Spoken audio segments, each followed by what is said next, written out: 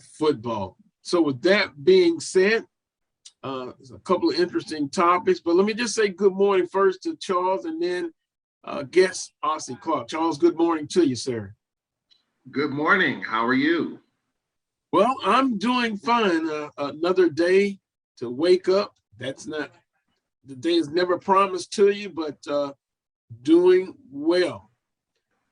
Ossie, good morning to you. So first time on the Carlos Brown Show, but a pleasure to have you on. Thank you so much, and good morning to you guys as well. Just an awesome experience to be with you guys this morning here in the beautiful city of New Orleans, Louisiana. And what you see behind me is awful drapes in a hotel room. Well, I guess that's the price of being on the road. And of course, Ossie, I know it's been a long season. State Radio Network. Charles can relate to this as well. You guys travel a lot.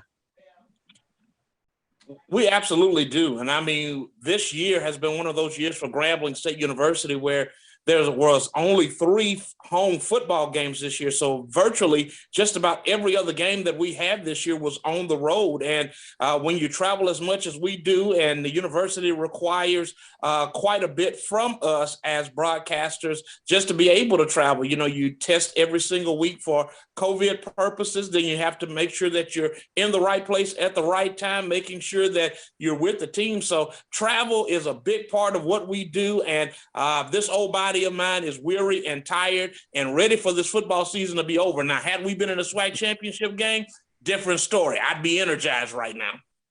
But Charles, you mentioned, of course, the travel and stuff, and you're used to it. But Charles, 20, 30 years plus? I don't want to add too many years on, but it's been a long career. 30 years, yes. 1991 is my first year, and this has been a challenging year. Like Ossie mentioned, we only had 3 home games this year. So you're talking about Bethune, Baton Rouge, you're talking about Jackson State, you're talking about Houston.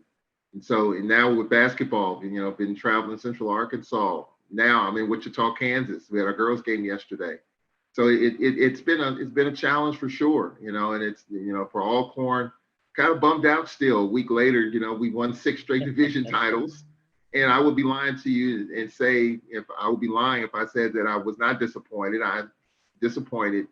But then, Ossie Clark knows this from being grateful in terms of what you had. I'm disappointed that we didn't win number 7, but I'm grateful that we won 6 because There are some teams that haven't won 1. And Carlos, I know in terms of you getting to the Celebration Bowl, Southern University, we can share a story at the Celebration Bowl, and you said on the field during practice, you wish Southern was there one time. They experienced that one time. And Ossie's experienced it when Grambling was doing well, and they won the Celebration Bowl. So as a sports fan like me, I'm disappointed that we didn't get there, but I'm also grateful for what we were able to accomplish. And now I got to get back to work. Grambling's got to get back to work. Southern's got to get back to work because this conference is getting better. You're going to get left behind if you're not moving forward. You're going to get left way behind, I think, with the level of competition in this conference right now. Yeah, you're absolutely right. And, just from the alumni perspective with Southern University, you were so close. Thanks to you, Charles, and Alcorn State, denied twice. Back to back years. I don't know if I see live it down, the walking off and we've shared the story before, in the booth with Charles for a championship in 2018. It's like Charles looked for me and my best friend. We were gone as soon as the game was over. And just to see the fireworks and you're walking, because it's a good walk from the press box to where we were parked. And boy, it's what a feeling. And if I felt that way, I just couldn't imagine how the players felt just that close and fireworks going off. And, I knew I was going to the Celebration Bowl still, but as Charles alluded to, man, you just kind of wish that your school would be there once. And guys, it's not going to happen this year for Southern, Grambling, or Alcorn State, Ossie. So a very humbling experience.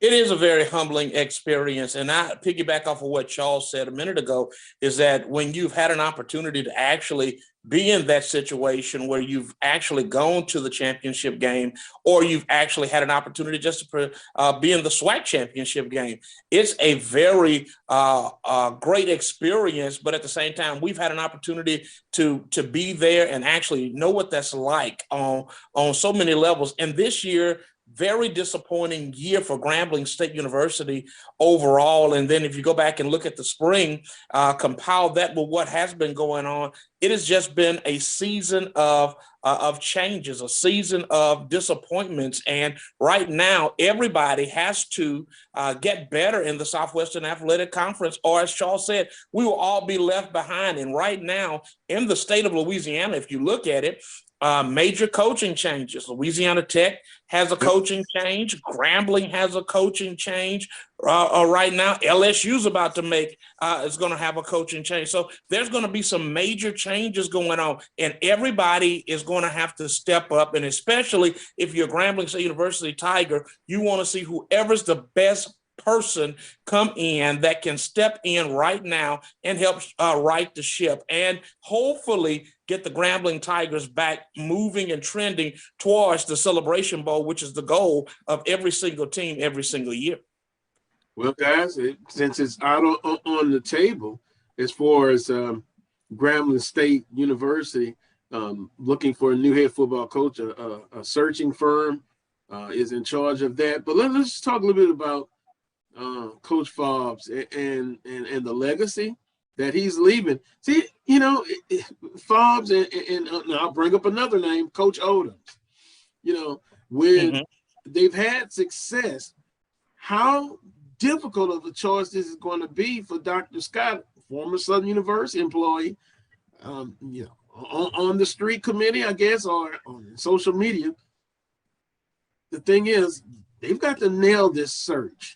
And I say they because Southern could be, and that's going to be another topic we can discuss. Is Coach Rollins going to be coaching his last game at Southern University? 2 interim coaches, but I guess honestly, I'll start with you, then follow up with Charles. Dr. Scott, they've got to really nail it. But Fobbs, what will his legacy be, in your opinion, honestly, then Charles, at Grambling State University?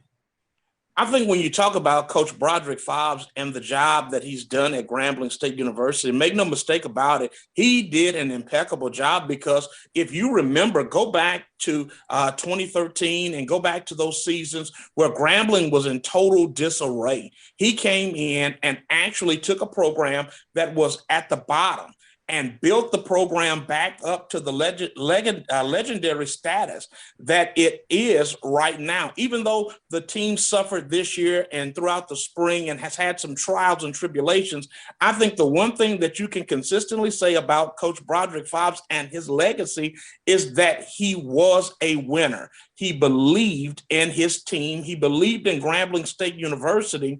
And that was something that I think that he left in the players that were playing for him consistently throughout the years. I think the one thing that anybody can actually say is that when you look at Broderick Fobbs, what you're going to be able to say is this: he was 3-time SWAC Coach of the Year. He's won a national championship, took Grambling to the Celebration Bowl twice in a 7-year span. You have to sit back and have to really say what an awesome job that young man did to be able to build Grambling back up. So his status at Grambling is going to be among the elite as far as his legacy is concerned.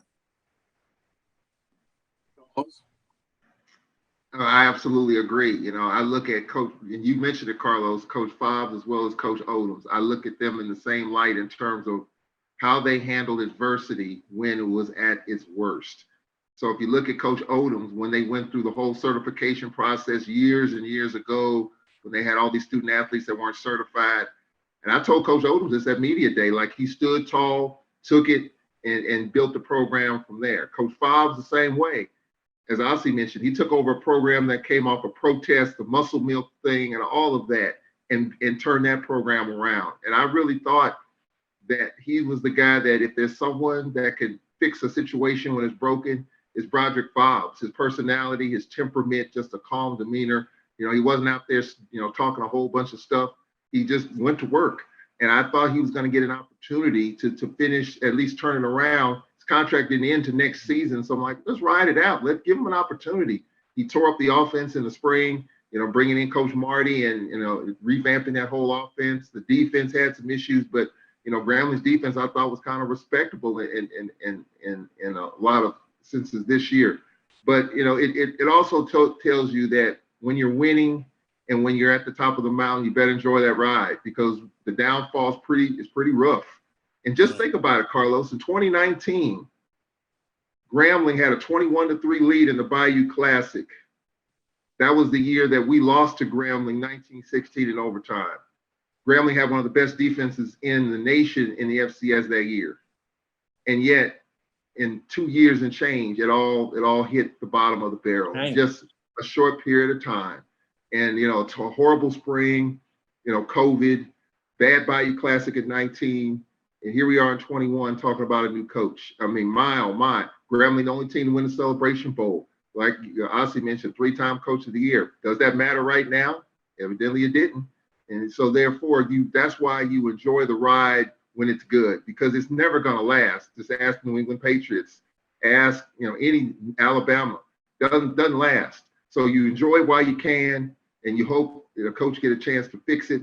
Roderick Fobbs didn't get a chance to do that, and therefore Grambling's looking for a new coach. And just like Jackson State, Ashley Robinson had to hit a home run. He did with Dion, at least this season. Grambling's got to do the same type of thing. Now, whether they get a former player who's now a coach, I don't know. I don't have any insight in terms of who's going to be the next coach. But Dr. Scott's got to hit a home run with this one. If not, you're going to fall further behind, because other teams are accelerating, getting better really, really fast. And Grambling doesn't want to be at the bottom tier, just like Southern. We don't know what's going to happen with Coach Rollins. But Grambling's got to hit a home run with this one. And if they don't, it's going to be tough to get back up there again. You're talking about pressure.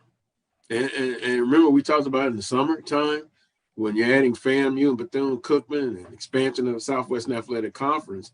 We talked about now the game being elevated across all sports. The pressure is there, specifically in football. Grambling State 3-7 overall, 2-5 in the Southwestern Athletic Conference. Southern University 4-6, 3-4. If we look at today's games, the 40th annual Bayou Classic, honestly, we've seen this before. I can count many times that Southern was on the losing end. Grambling State already a winning season, and Southern, you throw out the records, even though I just mentioned them, because this is a big rivalry. From Grambling's perspective, how do you see today's ball game going? What does Grambling have to do to be successful? And by the way, the interim coach, you know a lot about him, Coach Graves. Cut his teeth at Grambling's, at Southern University. His special relationship with Coach Pete Richardson. If you look in the Advocate, the story today talks about that. But with that being said, today's game, Ossie. When you talk about the Bayou Classic and what's going on and everything that is surrounding the Classic, I think Coach Terrence Graves is a great fit for the Grambling State University Tigers, because he's going to come in with a level of intensity. Those persons who actually know Coach Graves knows that he is an intense individual, and he's going to have these guys up, prepared, and ready to play in today's football game. And I think it was a great fit for Grambling, because this is a guy that that's been around the last 7 years. So he's not new to Grambling State University as far as being a coach on this staff and knowing what these guys can actually do. When you look at the game overall, Grambling State University must do some things extremely well on today. And there were 3 things that I thought about that I will say in our pregame show today for the Grambling Sports Radio Network, is that Grambling must play with intelligence. They must play with intentionality, but they also must also come in and make sure that beyond a shadow of a doubt that they are intense. Because if Grambling cannot match the intensity that Southern is going to bring on both sides of the football in this game, it's going to be a long day for the Grambling Tigers.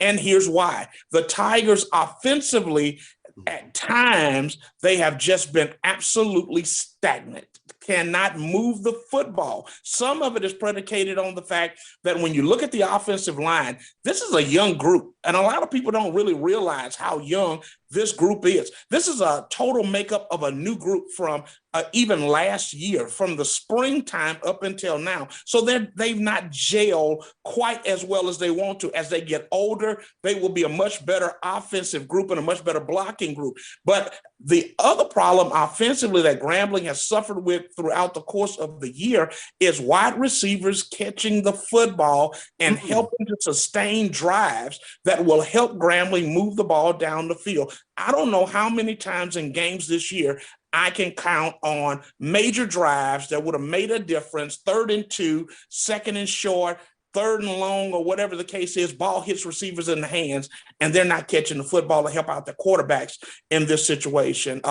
So offensively, I think that the offensive line has not been good for Grambling this year. So the offensive line is definitely going to have to do a good job today defending off a front that can come get after your quarterback. The second thing is the wide receivers must catch the football. And thirdly, and most importantly, it's something that I'm seeing a trend, and just in college football as a whole, Carlos and Charles, is that tackling has been abysmal around the football this year. And when I say that, a lot of people say, well, that's kind of a negative comment. As a player, a coach, and as a broadcaster, let me tell you, one thing that I do see a lot of is a lot of bumping shoulders or throwing and grabbing at people and not really making contact. And that leads to big plays. If you go back and you look at a couple of games that Grambling was in, that was the result that changed the game, that turned the complexity of the game. So today, for Grambling to be great in the Bayou Classic, they must play with intentionality, throw the records out of the window, understand that this is about the pride of the state of Louisiana when it comes to Black college football, and you're playing for that emblem that is on your chest. You're playing for the pride of that little rural community in North Louisiana. You're playing for the new players that'll be coming in for the upcoming season so that you can have greater recruits. The Grambling State University Tigers must play with intensity, and they must be intelligent today and not turn the football over. If they turn it over, it's going to be a long day for Grambling State University. Well, I'll see. I'm fired up. I think you hit it. You hit the nail on the head. Boy, you should give the pregame speech to Grambling State. And to your point, Coach Graves, a unique situation, the intangibles. He's been on both sides of the ball, so as the football programs. Yes. Southern University and Grambling. You know darn well he's going to have them ready to go, but playing with intelligence, and offensively, you pointed out some key things. Quarterback play has not been good, at least in my opinion, from the outside looking in. RC, is that a correct statement, a safe statement? It is a safe statement to make that the play at quarterback has not been great at Grambling State University. And then you have to throw in the fact that, okay, Grambling had Devontae Kincaid a couple of years ago, and then you had Bruce Eugene. So you've had some pretty outstanding quarterbacks to play the position, that know how to play the position, and they were just outstanding players. But they also had great playmakers around them as well that could help them out too. When you look at Grambling this year, you're looking at Elijah, you're looking at, as I call him, JPP, John Paul Pierce, who played at quarterback, and even Noah Bodden. All of these guys have not found a rhythm yet offensively. And to put it mildly at this particular point, I don't know who the team has galvanized around the most as a leader yet. Nobody has really definitively stepped up and taken this position and say, hey, y'all got to ride with me. I'm going to put y'all on my back and we're going to go. And so far this year, the play at quarterback has been decent at best, but it needs to pick up. And so over the next year or so, hopefully one of these guys can step up and actually say that this is my team and we're going to lead this team. But it's going to be predicated on, can we get surrounding pieces as well to support that particular player who's going to be playing the quarterback position. So right now, a little dicey at the quarterback position, but if you can just get guys who can manage the game along the way and make some plays when they need to make some plays, I think that Grambling will eventually get out of the doghouse on the offensive end. And I left out a guy. Alden Clark also played quarterback as well for Grambling this year. And so you've seen 4 different quarterbacks at Grambling, and that tells you right now that the offensive continuity is just not there, and they just haven't found that particular guy to step in that role and be the leader of the offense right now. Charles, if we look at the analysis as well, we just talked about, offensive for Grambling State, but if we switch it, Southern University's offense, and specifically offensive line against, I would say, Grambling State's strongest point on the team is their defense. Charles, we know Southern University, they run first, run second, then they sprinkle in a little passing. What do you think about the matchup between Southern's offensive line against Grambling State's defensive line?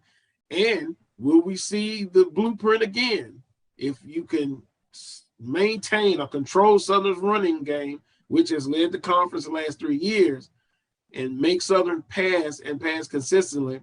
Most teams have said we would live with that equation, making Southern have to beat us throwing the football. Will we see that in today's game as well? Well, I mean, I hope so. I mean, because if you look at what Southern has done, and I even look at the Alcorn game, the Alcorn-Southern matchup, and even the other 2 games, Prairie View, Texas Southern, Southern can run the football, but when it's time to get the tough yards, 4th and 1 from the goal line, you got to be able to get the ball in, and they have not been able to do that. The other thing about Southern University, and you've talked about it, and I've seen it, is they run the football well, and then they get away from it. They kind of get away from that routine. And even, the Alcorn-Jackson game was kind of like that. We ran the football well, but then we got away from it a little bit. Southern's going to have to be able to win the line of scrimmage. They're going to have to run the football, and they've got the backs to do it. You add Ladarius Skelton in the mix. He can get it done. The running game can get it done. But can they stick with it? I think that's going to be the key for Southern University. It's the Bayou Classic. You throw everything at it, but Southern has to do what they can do, which is manage the game, manage the clock, run the football. And yes, if you can do that, you can stretch the field. And to Ossie's point, I think it's a battle of quarterbacks in terms of veteran quarterbacks and Skelton and McDaniel versus the youth in Grambling with Bowden. A new offensive coordinator, a whole new offensive staff. You knew there was going to be some growing pains there. Now, I have to say, Clark at quarterback against Alcorn, the running threat, he was trouble for us in the second half of that game with Alcorn and Grambling. So I think you've got the veteran quarterback, the veteran bunch in Southern versus the youth on the offensive side versus Grambling. I expect there to be some mistakes and some nerves on Grambling's side, just because this is the first Bayou Classic for a lot of those guys on the offensive side of the ball. And I think that's going to be a key as well in the Bayou Classic. It's a huge game, and just for pride's sake, I'm going to share a story, Carlos, real briefly. James Cooper, the coach of Grambling, the baseball coach, who's now with the Yankees organization. I remember talking to him after Grambling got eliminated in the baseball tournament last year. We stayed in the same hotel. And of course, Grambling came back from 13-1 down against Jackson State, lost the game, were eliminated. And I said, Coach, man, a great run. Congratulations on the season. And you know what he told me? He said, Charles, all we did was fight for dear old Grambling. That's what Grambling's going to have to do today, fight for dear old Grambling, because this Bayou Classic rivalry brings out the heated passions in everyone. I saw the video on social media last night, a Grambling night, the Southern Jags. They were going at it, 2 old guys just going at it. And this is the kind of passion that it leads to, even on the sideline of the Bayou Classic in years past. Ossie Clark, you probably know, there's been some heated discussions on the sidelines at Grambling when the Tigers didn't get it done in the Bayou Classic. So this is one of those rivalries where you got to get it done. to calm the masses for either side. So, but I think that, for Southern, they're going to have to do what they do, run the football and not get away from that. I want to go back to get your thoughts and perspective. What I mentioned earlier, Southern runs the football. They run it well. What do you think, in your opinion, Grambling State's defensive philosophy will be? Will it be what I mentioned? Will, try to stack the line and stop the run and force Southern to beat them passing, or you think it'll be a complete defensive package? Well, I don't think it's going to be any different from what Grambling has done all year long. Coach Everett Todd is a 3-3-5 guy. He stacks the line of scrimmage. He brings pressure on every single play. And the reason why Grambling likes to do that is because sometimes you're not as big, so you must use your speed to be able to get after people. So Grambling knows that they're not as big as some other teams that they're going to play. And the down line play at times this year has been extremely well for Grambling State. So they've been able to get into gaps, close down gaps, and allow those linebackers and safeties to roam freely throughout the course of a football game, causing people a lot of trouble and havoc, especially in the games that the Grambling Tigers were able to win this year, and some that they were in until the very end of that football contest. But the one thing that I would definitely say, that with Southern being able to run the football, here's the thing that the Grambling Tigers must do defensively. They must attack and tackle the football well. You can't give up 4 and 5 yards every single time they run the football. At some point, you have to be able to say, if you're Grambling State University, that we're going to stop them for 2-yard gains and make them have to punt the football away. And if we can get Southern into a matchup where they must throw the football, if we can get pressure, we being Grambling, if Grambling can get pressure and get to the quarterback, either Skelton or Daniels, that's back there, if they can get after those guys, Grambling has a very good chance of being able to win this football contest, because in the secondary, there are some really good athletes and some really good players. Kenan Fontenot being one of those really good players who's at the safety position for Grambling State University. He's a guy that can hawk the football. So you want to put your guys in the best position. So I think that Grambling will overall do what they've always done. They will stack the line. They will blitz and send pressures all day long just to see if they can keep Southern guessing at where the pressure is coming from. And if Grambling can stop the run to 2-yard gains at times, I think that will put Grambling in a much better position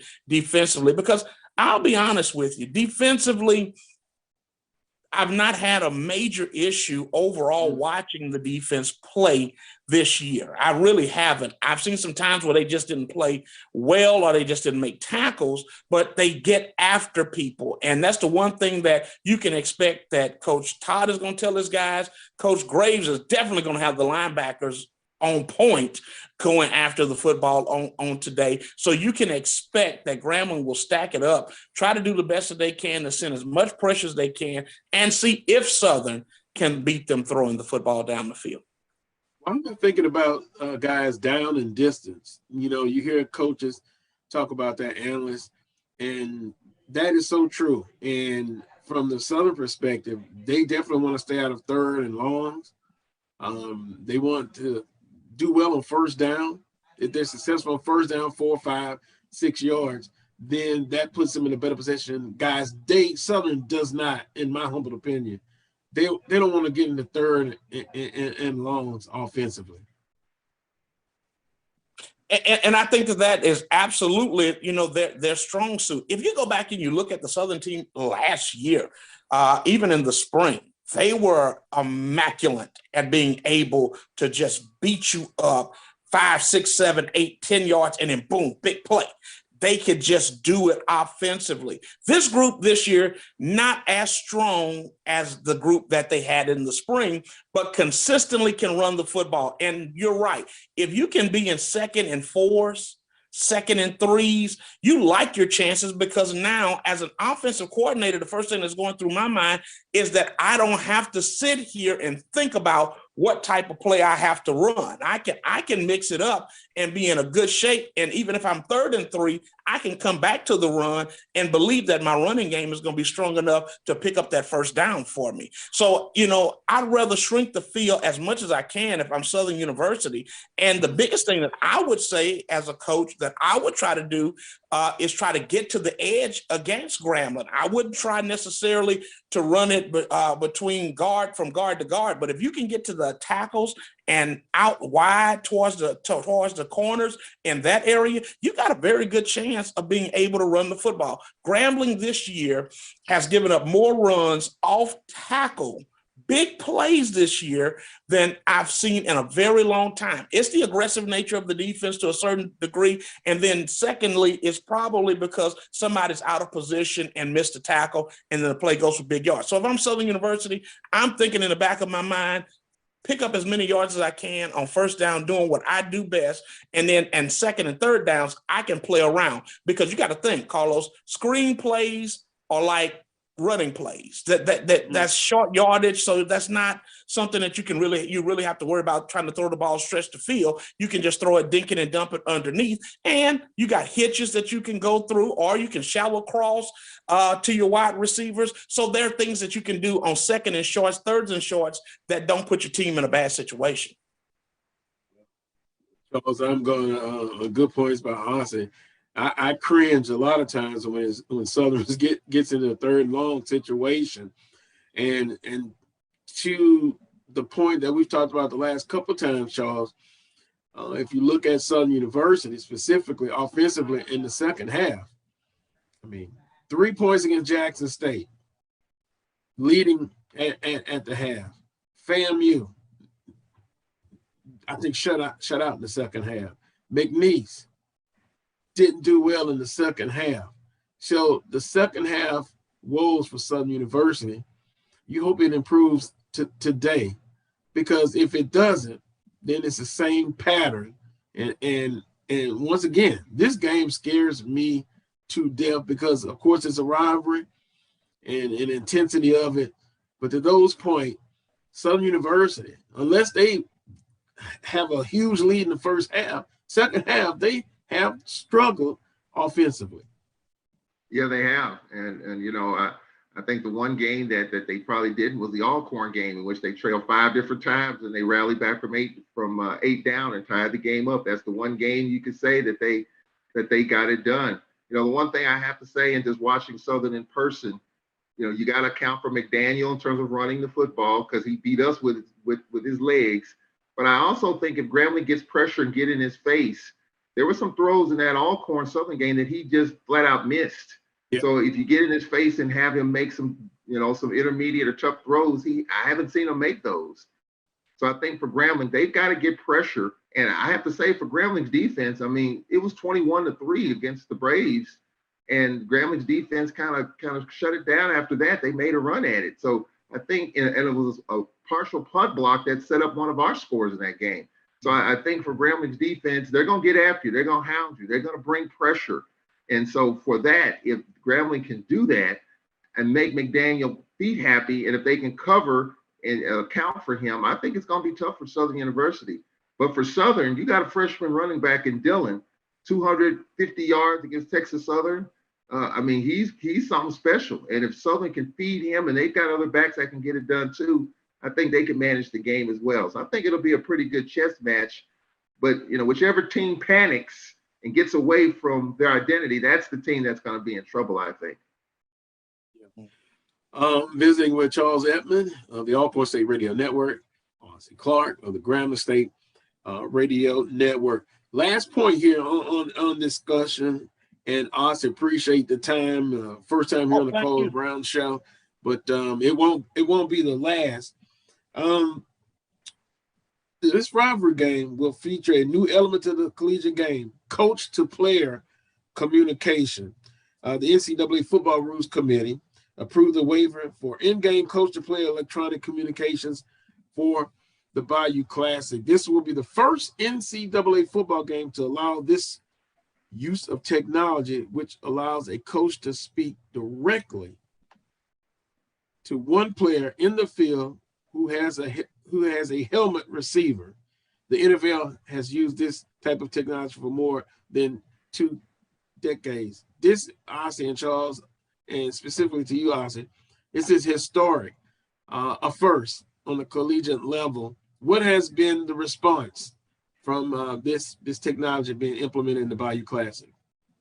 I think that it is a response of excitement that comes to the game. First of all, just to be the first colleges to be able to use it in an actual football game says a lot about everything that is wrapped into this particular moment. And then to have it happen at the Bayou Classic, you couldn't ask for it to be anything any better than that. I think the one thing that coaches will definitely like is the fact that they can communicate with somebody on the field up until the last, till the clock hits right around 15 seconds on the play clock. And so that will give them instant communication to be able to make those adjustments that are out there on the fly. But to be the persons who are having the opportunity to do it for the first time, everybody around this game is excited. Every coach around so far that I've talked to, they're excited about it as well and wanted to have this opportunity to be able to use it and show what they're capable of doing in this football contest. Oh, it's historic, a first. Yes, absolutely. It is. And, No, you're good, Charles. You're good. Oh, okay. Yeah, I was going to say, I asked Fred McNair about that on the show the other night, about that, because I did read about it, and it is historic. We all know the college game is trying to mirror the NFL game in every way, and this is another example of that. And Fred McNair's excited about it to see how it goes. It's a test ground. I'm glad that the Bayou Classic is a proving ground for this technology. It's needed. I mean, what you're seeing in the NFL, you're seeing in college, and vice versa. So I'm glad that they're able to do this, and we'll see how it works out. I think if the technology is there, and it is, I think you're going to see this probably in the next year or two going forward. I think you're going to have that communication, just like in the NFL. I think it provides seamless, transition for the NFL. I think for colleges, I think it'll be the same thing. So I'm glad we're using it. I'm glad that the Bayou Classic is a proving ground, and I hope it all works out. And I hope we see this in college football going forward. I wouldn't even be surprised in high school if something like that happens in the next few years. I wonder if there's going to be a cost involved in this, as far as, implemented, but I guess that's another topic for another day. Austin, appreciate the time here on the Carlos Brown Show, the Bayou Classic on the NBC Sports Network at 4 p.m. Oh, quickly, Austin, a 4 p.m. Start now. I think that may be a generational thing. The younger folks, they love that 4 p.m. because they party all Friday night and Thursday, and so a later start. But for guys in our age, I think I'm okay with the 4 p.m. But that 1 p.m., it's better for the bones if you're older. What do you think, Austin?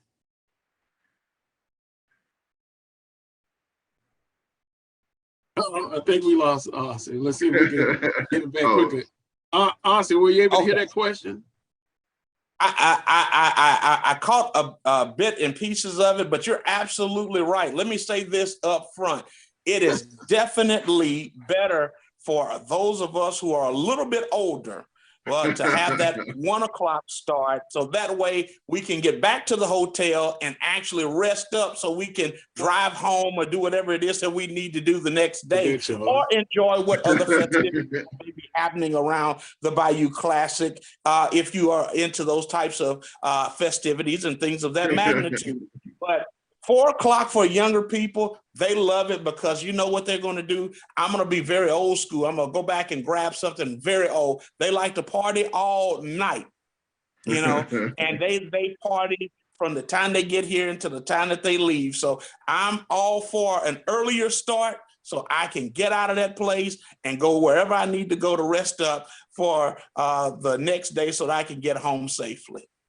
That's about sums it up. I think that's the general consensus on that.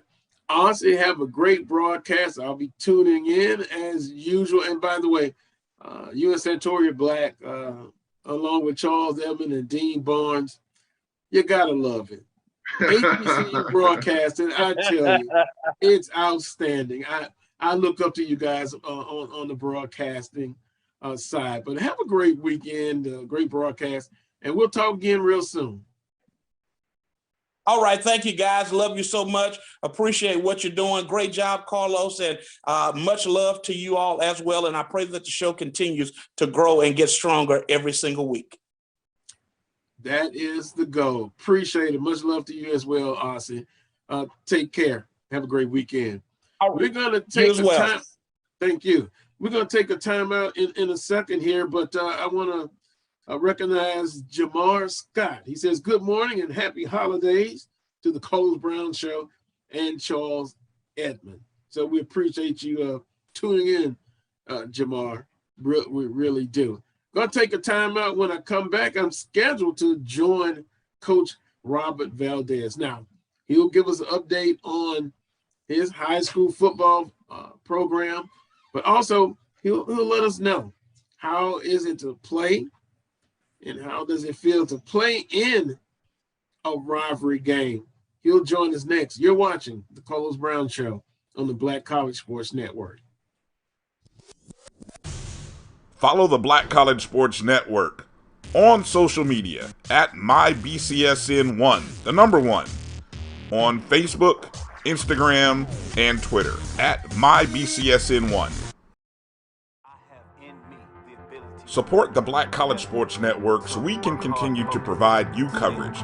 Go to myjbn.com/support and be a part of the Black College Sports Network. The Cuvée Group is a Florida-based marketing and training consulting firm.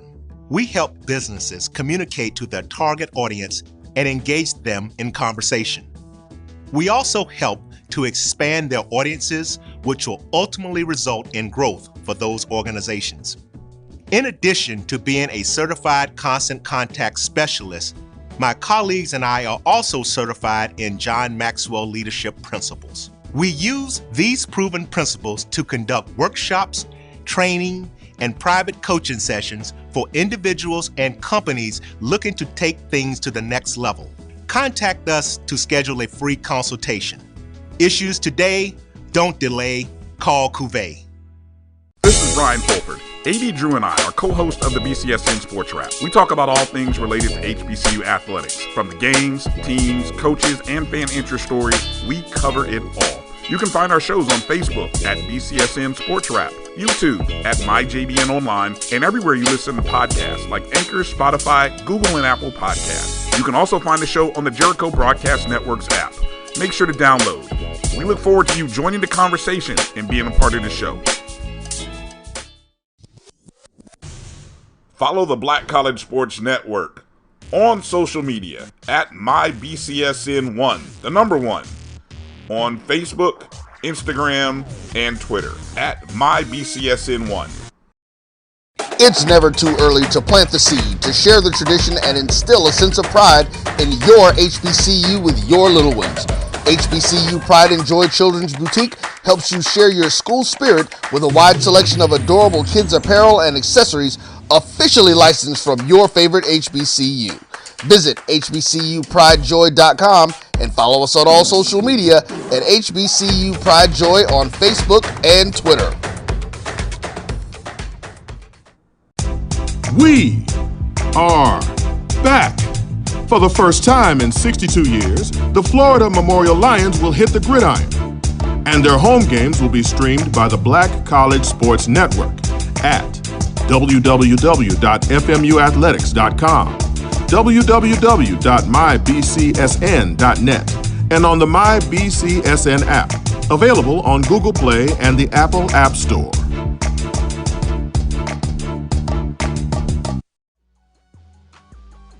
This is the Dean of the College of HBCU Sports, Kenyatta Cavill of Dr. Cavill's Inside the HBCU Sports Lab with Mike Washington and Charles Bishop. Come mix it up in the lab where the course lecture is in session every Tuesday from 6 o'clock p.m. Central Standard Time on Facebook Live, YouTube Spreaker, or the BCSN app. as we discuss all things about the HBCU sports culture, including exploring the week that was in the sporting HBCU diaspora, as well as the upcoming week of HBCU sports. With me, the Dean, the College of HBCU Sports, on Dr. Cavill's Inside the HBCU Sports Lab with Mike Washington and Charles Bishop. Course lecture dismissed.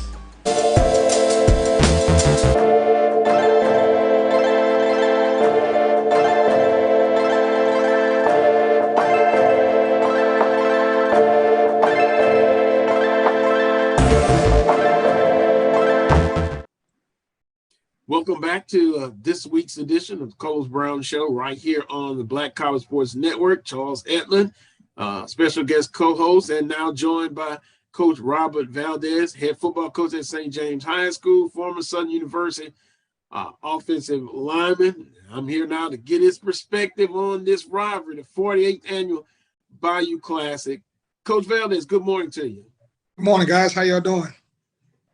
I'm doing fine. This is the Bayou Classic, the 48th annual. Charles is doing well, if I can speak for him, but he's going through some withdrawals. Being with the Alcorn State Radio Network, man, this time of year, they're rolling. They are always in the championship hunt. First year in the Western Division, 6-5 record overall, but other than that, he's doing well, Coach Valdez. Good to hear. Yeah. We're going to have an interesting conversation here, but as always, Coach Valdez, I didn't know the game with St. James High and Madison Prep. Why did I think it was a Friday night game? And lo and behold, it was a Thursday, so I didn't make it. But you guys' season ended, but what a terrific season. I think it was 2021.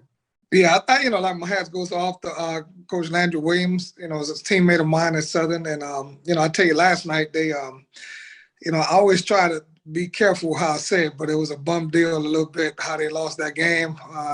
Kid passed, and they said he wasn't in. It was overtime. I think, Sterlington's a good football program. I know the coach well, I respect him a lot, but, sometimes, the calls, unjustifiable, but I think that, I got to speak my mind on that. And, we lost to a good football program. We lost to, a team that has some true leaders, and that kid, Zion Chris, man, that quarterback, he scored 3 rushing touchdowns on us, and we just didn't have an answer for him. And then defensively, the Quincy Wiggins kids, when you talk about a kid that's 6'6", 270, I don't know if we still blocked him yet, you know what I'm saying? But, he was pretty dominant. He makes other guys better. I'll tell you what, the defensive backs love him because you don't have that much time. You don't have that much time. But, our kids fought hard. And I think that, we went 7-4. The 4 teams we lost to, Carr's undefeated, Edie White's undefeated. Lutcher just lost last night. Madison Prep lost last night. So our schedule was a very, very quality schedule, having to replace 9 defensive starters and go 7-4. So I'm proud of my kids, proud of the coaches, and proud of our community. And like I said, don't feel sorry for us. We right around the corner. We getting back in the lab. So definitely was a successful year considering everything that we went through. But miss my seniors, and we got great class. Shaz Preston still doesn't know what he wants to do. I think he knows, but it's down to Alabama, Georgia, Texas, LSU, and Daniel Jupiter, our running back, is signing with Air Force. Alec Mahler, the kicker, is going to have some opportunities. He's got a couple of offers. He's crazy if he doesn't sign with Army, but, stranger things have happened. And like I said, Southern's offered him, but I always like to talk about life after football. But then our quarterback has some opportunities as an athlete. So, hopefully we'll be able to sign, for, and then just because I'm the AD as well, we had one of our softball players sign with Southern, Shakira Parker. She signed with Southern to play softball. Her sister plays at Alcorn. So that's Kiri Parker's sister, if Mr. Charles, you're familiar with that. Pitcher, yes. Yes. Those 2 girls have been phenomenal for our program. So, and I got the baby brother. He's just a freshman. So we got some time with him. So they well in that house. We stop over there and get some food, try to figure out what they're doing differently over there. You know what I'm saying? But no, it's good, man. It's good. So far, so good.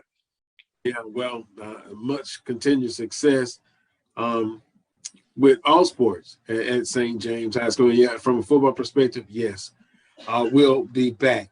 Now, with that being said, we're going to turn our focus to Southern University. And remember, Coach, the last time we talked, and going back and looking at some of the comments on the show, they found it very intriguing that Coach Valdez brought up an identity for Southern University. Remember kind of those comments. And you were going, I guess, to the Jackson State football game. Is that correct? Yeah, I was there. 50-yard line. My heart was broken at the end. Well, and that leads me on to this. If the discussion turned to underachieving, and we've talked about that before, but Southern University, 4-6, 3-4 in the conference. Grambling State, 3-7 overall, 2-5. Put that in perspective now with the Bayou Classic, the 40th annual, throw the records out, that cliche. This is a situation usually, and I'll frame it this way, that, and I believe Charles brought it up a couple of weeks ago in the show. Usually the last couple of years have been for the Western Division Championship. That's not the case this year. Pride, and now for the state, HBCUs. In that perspective, this football game, I think the excitement will still be there in spite of both teams coming in with a losing record. I think so. I think that, you have to look at the fact that we're going back to New Orleans, and then, we played that game last year in Shreveport. And I think that, you have to take into the fact that the COVID year, and, this is really our chance at a rebound, so to speak, to pretty much get everything back in perspective. So, those young men, they're going to walk into that dome, and like I said, I played in it, I coached in it. But when the lights, man, when you see the lights and you walk into that arena, man, it brings out the best in you.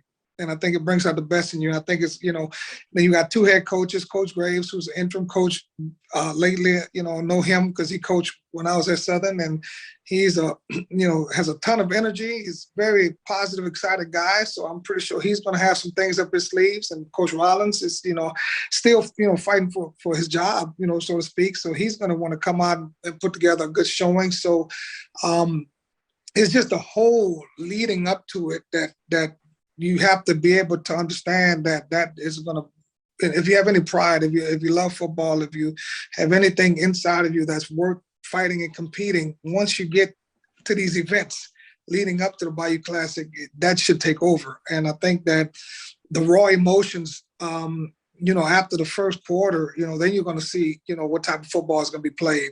Because I think early is going to be just a bunch of raw emotions. You're going to have a lot of guys, seniors, that are going to want to, finish the game out strong on a good showing and to TV and all that. So I just anticipate some excitement. And I think that mistakes lead to excitement in football. And so I think there will be some mistakes on both sides of the ball because everybody's going to want to make sure that they put their best foot forward. So you're going to have some big plays. You're going to have some missed opportunities. And then you're just going to have a bunch of people on both sides that are just going to be glad to just be back to normal. Now, Coach Valdez, let's take off the coaching angle. Mm-hmm. And from your perspective as a Southern alum now, and of course you played in the game, after this game, and that's just a question out there, and let's just put it out there. Coach Rollins' future. Mm-hmm. This season underachieved. Coach Odom's left the cupboard fully stocked. Mm-hmm. What do you think from the outside looking in? What was the disconnect, if I can term it that way? And then with Coach Rollins, the future, it's all out there. Well, could this be the last game for Coach Rollins? Right. I hate to say go biblical, but it's like a shepherd tending to his sheep. When Coach Odom's left, he has so much of a presence in that locker room, in that building, and I think that all those kids totally understood what the expectations were. And especially, I believe that as a head coach, you have to be married to your quarterback. I believe as a head coach, you have to be married to your quarterback. And that's what I alluded to, that the lack of identity, going in between if it's going to be Skelton's team or if it's going to be the other young man's team. Who's going to be the leader? Who's going to drive the Cadillac? And that's what I tell them, tell my guys, that guy's got to be able to drive the Cadillac, just don't crash it. So I think that when Coach Odoms left and you bring in Coach Rollins in, and even though the cupboard was full, and I think that it may be a little bit unfair because the presence of that patriarch that's basically in charge of the building is no longer there. It's almost, one of those situations is when the cat's away, the mice will play. So I don't know if the team and the assistant coaches, totally gravitated to Coach Rollins the same way they were following the ship according to Coach Odoms. Coach Odoms ran a tight ship and very disciplined. Wasn't a lot of, boisterous, but it was just, everything was in-house. So it was tough. It was tough for Coach Rollins to step into those shoes. It was tough because there's such stark difference in personalities. And I think that it's tough to judge them, on wins and losses. And I know that everybody wants to win right now. Everybody wants to win right now. Everybody was looking at this season that it was going to be a breakout year. You got everything coming back, and the expectation was so high.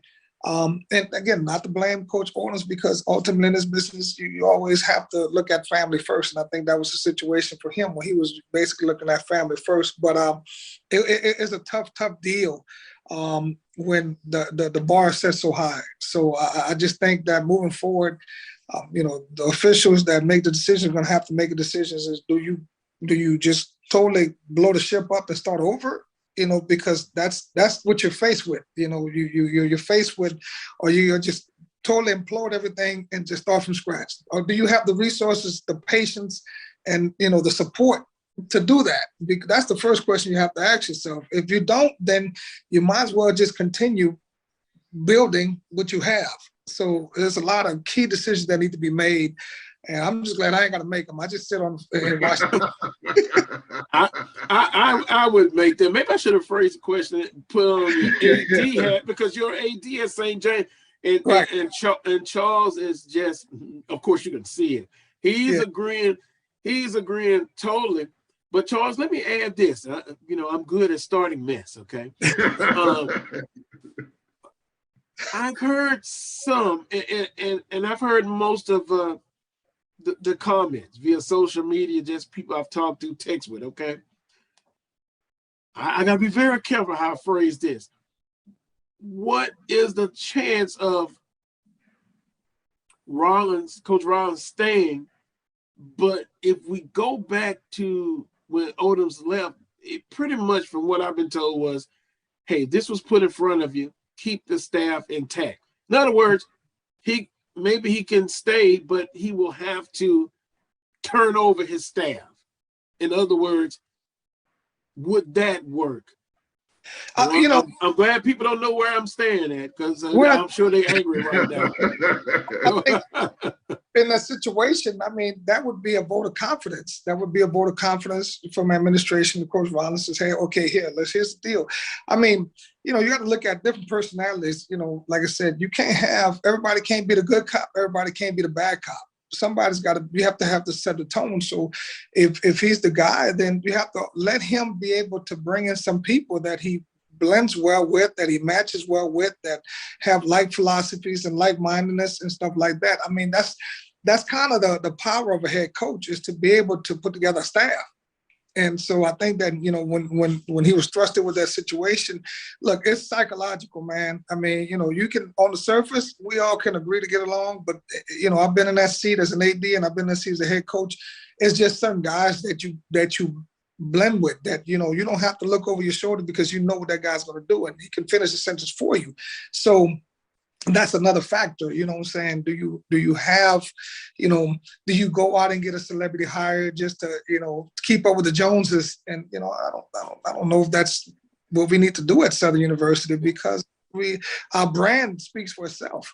And I think that, these other places are trying to rebrand themselves, but if you keep them, then I think that you have to give them an opportunity to be able to have some leeway as what he wants to do with coaches. Okay, you're going to shake your head off, sir. Go ahead. I know you have something you want to say. No, I am in 100, 1,000, 10,000% agreement. Look, no two individuals are alike. No two coaches are alike. And so when you hire a head coach, you understand that that head coach has to do it his way, and his way might be different than the previous coach. That's a CEO of one company and then leaves, another CEO comes in, he's not going to do it the same way. So, yeah, I mean, I think Coach Rollins deserved the opportunity to do it the way he wanted to do it. Now, granted, he came in the spring, and yes, the cupboard was full, but you just can't assume that he was just going to do it the same way Coach Odoms was going to do it. That wasn't going to happen. So right. What do you do from that point? You give him the opportunity to figure it out. He's figuring it out on the fly. And yes, it was a disappointing season.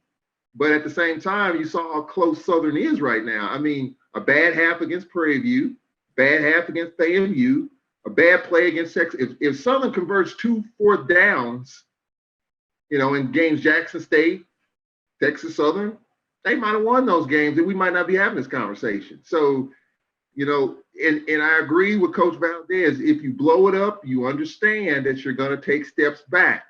The question is, Carlos, and you talked about this on your show. You said, well, we'll just take 5 steps back. No, you may be taking more than that. You may be taking 10 steps back. And while you're taking 10, other teams have sped by you, more teams than you think. So I think that's why you have to be careful with this hire. It's one of the most important hires that Southern is going to make in athletic history, because if you hire the wrong coach, you take more steps back. And look, Southern's got a great upside, with this big bond package. They're going to have athletic facility upgrades, maybe a new practice facility, parking garage. So the program is in good shape aesthetically. But if you make the wrong hire and you take more steps back, you lose your fan base, you lose your confidence, you might lose players. You're going to lose players. You do know that, right? If Rollins is not the coach, there's going to be some players that's going to transfer out. The portal's already busting at the seams. You can add a few more to that. That's going to happen. So you have to look at where it is, give Rollins another opportunity, or if you're going to blow it up, fine. But you understand that you're going to take steps back a bunch, probably more so than you're ready to take steps forward. So I agree with Coach Valdez on all of that. As an AD, he knows that. He knows if you blow it up, you're starting over again. You're wiping the slate clean. Teams are already going to race by you. That's going to be interesting. And when I added the piece with, keeping Rollins, but hey, let him bring in his staff, assistant coaches. And I think that's in the minority. Now, if we just base that on what we hear on social media and just talking to different people, it just seems like, and I think the decision has been made already. The Bayou Classic, it doesn't really matter. I guess the decision is, guys, what has Coach Banks and them decided? And I think we'll know quickly. Coach Rollins talked about every Monday he meets with a standard procedure with Coach Banks, and I think they will let him know Monday, which will be 48 hours from now, and that the decision will be made. But so some interesting points, man. If you look at it, do you blow it up or do you take a shot? And I think about Odoms when his interim year, I think he was 4-7. And the powers that be saw something to give him an extension anyway, a new contract. And that proved to be a good decision. And specifically, I'm not going to come on here and sugarcoat it. My problem was couldn't beat Alcorn State. And we've talked about that record for a number of years, a number of times. But to Rollins' perspective, albeit on the last second field goal, his first meeting, he defeats Alcorn State. So if he's not here anymore, at least I'm appreciative of that. But this season has just been, so close, but yet so far. At the end of the day, Coach Valdez, if you can, Rollins, your prediction, he's here or he's gone? Or if you can't answer it, I understand. You just say I'll pass. No. I mean, I've never been one to hide behind my words. Like I said, I've been knowing Coach Rollins for a long time, and he's coached a lot of different places. And I think he's a really good guy, a really good coach. And I just think he was a different contrast personality from what you had before. So, like I said, I wish him well. I really do wish him well. From being a coach, I don't look at things like the normal fans on Facebook. Man, it's rough, man. You know what I'm saying? Thank God, huh? Yeah. From being a coach, I believe that you have to plant a seed and you have to just water it, give it enough sunlight, and hopefully it will produce. So I mean, I wish him well. I like the guy. Hopefully, I hope that he's kept. But if he's not kept, then what are you gonna do? That's what is your answer? How are you going to galvanize and bring the Jaguar Nation back together? You know what I'm saying? If you're saying that you're going to have to go and start from scratch. So I like him. I would say, hey man, support him and give him a little time. Well, we could start even more mess because there are names circulating. One in particular who's going to be participating in the SWAC championship game. I'll say it. It's no secret. Coach Dooley. I mean, from rumors to confirmation in town, has had meetings, and I'll just put it this way: for the majority of people and multiple sources, some confirm it's his job if he wants it. But now here's going to be the thing: Prairie View, if they had made an extension offer to Coach Dooley, who, by the way, was on the hot seat. Me and Charles haven't talked about it prior to this year. But hey, what have you done for me lately? He's in the SWAC championship game. But that's a name you hear. And when BJ Jones, our next guest, comes on, we're going to talk about Alabama State and their hire. They went after that's a scratch your head one to me because no coaching experience. Coach Valdez.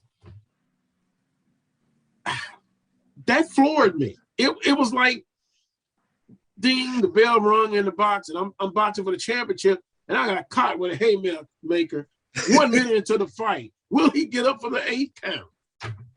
And that just don't understand it. That one came out of nowhere. I mean, he's a city boy. I'm a New Orleans guy. He's a city boy. He's from New Orleans. So, and I remember my freshman year, I think we played against him, or not, maybe he was done or whatever. Yeah, nowadays, man, when you look at some of these trends now in terms of what we're doing and whatnot, these deals are being made on the golf courses and in boardrooms or riding bikes, like you said, you know what I'm saying? And yeah, in the groups. Everybody wants to make a splash. Everybody wants the headlines and all those things. I wish him well. I don't know how he's going to be able to galvanize the state of Alabama to get recruits in, because those kids may not remember. You're going to have to do a lot of publicity to make sure you let everybody know he's an NFL veteran, make sure that you have all these talking points and whatnot. But for us, it's not, I don't see it as a concern for us Southernites because they've never been able to cross the border too much to, steal some of our talent, so I don't know if he's going to be able to get into New Orleans. I don't know if he's going to be able to get into the North Shore and things like that. His radius might be just, Alabama, and tapping into resources and, friends and whatnot, but it's not a major concern for us, I don't believe. I think that, it's not, everybody wants the Deion effect. Deion, just came in with a lot of excitement, a lot of, power, a lot of people backing him and supporting him and then referring. Like I said, his roster was mainly on guys that were referred to him because of friends and relationships, like I said. And so I just don't see that as being, as big of a threat as Bethune-Cookman resurfacing at some point. I think that's a sleeping giant there, because they're a recruiting class away from just, you have to understand, fam, you have beaten those people in like 6-7 years. So I think that's more of a threat than Alabama State right now. Oh, the splash celebrity hire, the impactful hire, and once again, I will say this. I'm more concerned with opportunities for coaches that have gone through the process and just need an opportunity. Whether they fail or succeed will be up to them. Yeah. But the opportunity, man, and here's the alum coming out.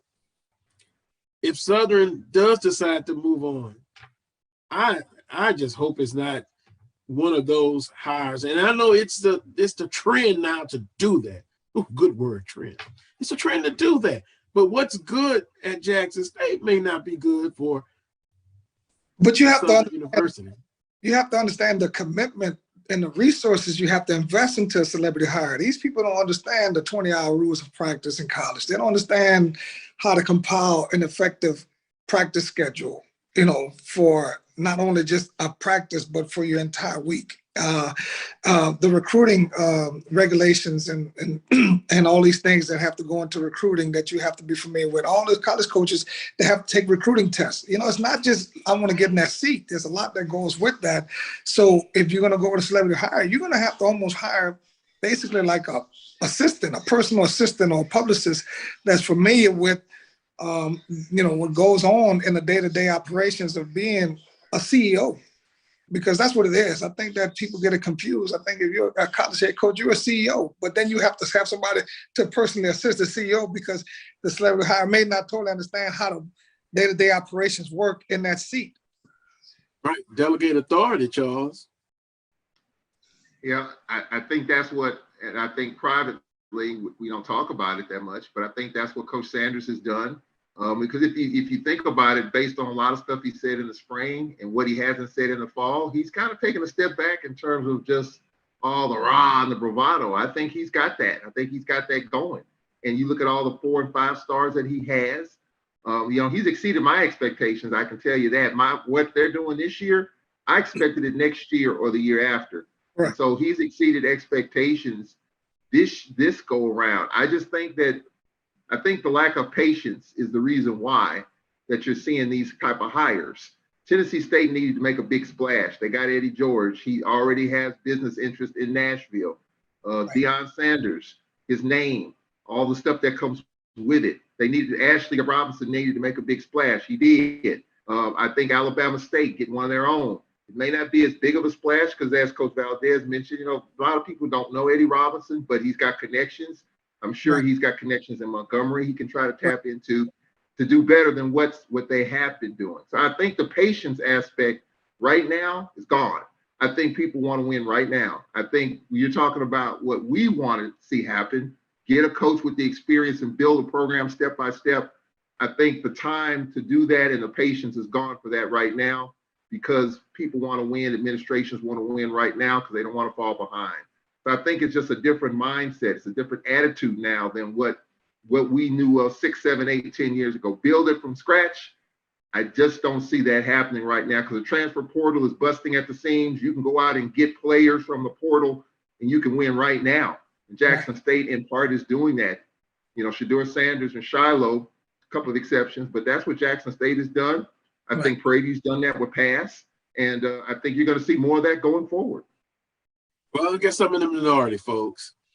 I mean, I just give my opinion, and I understand what you're saying, but,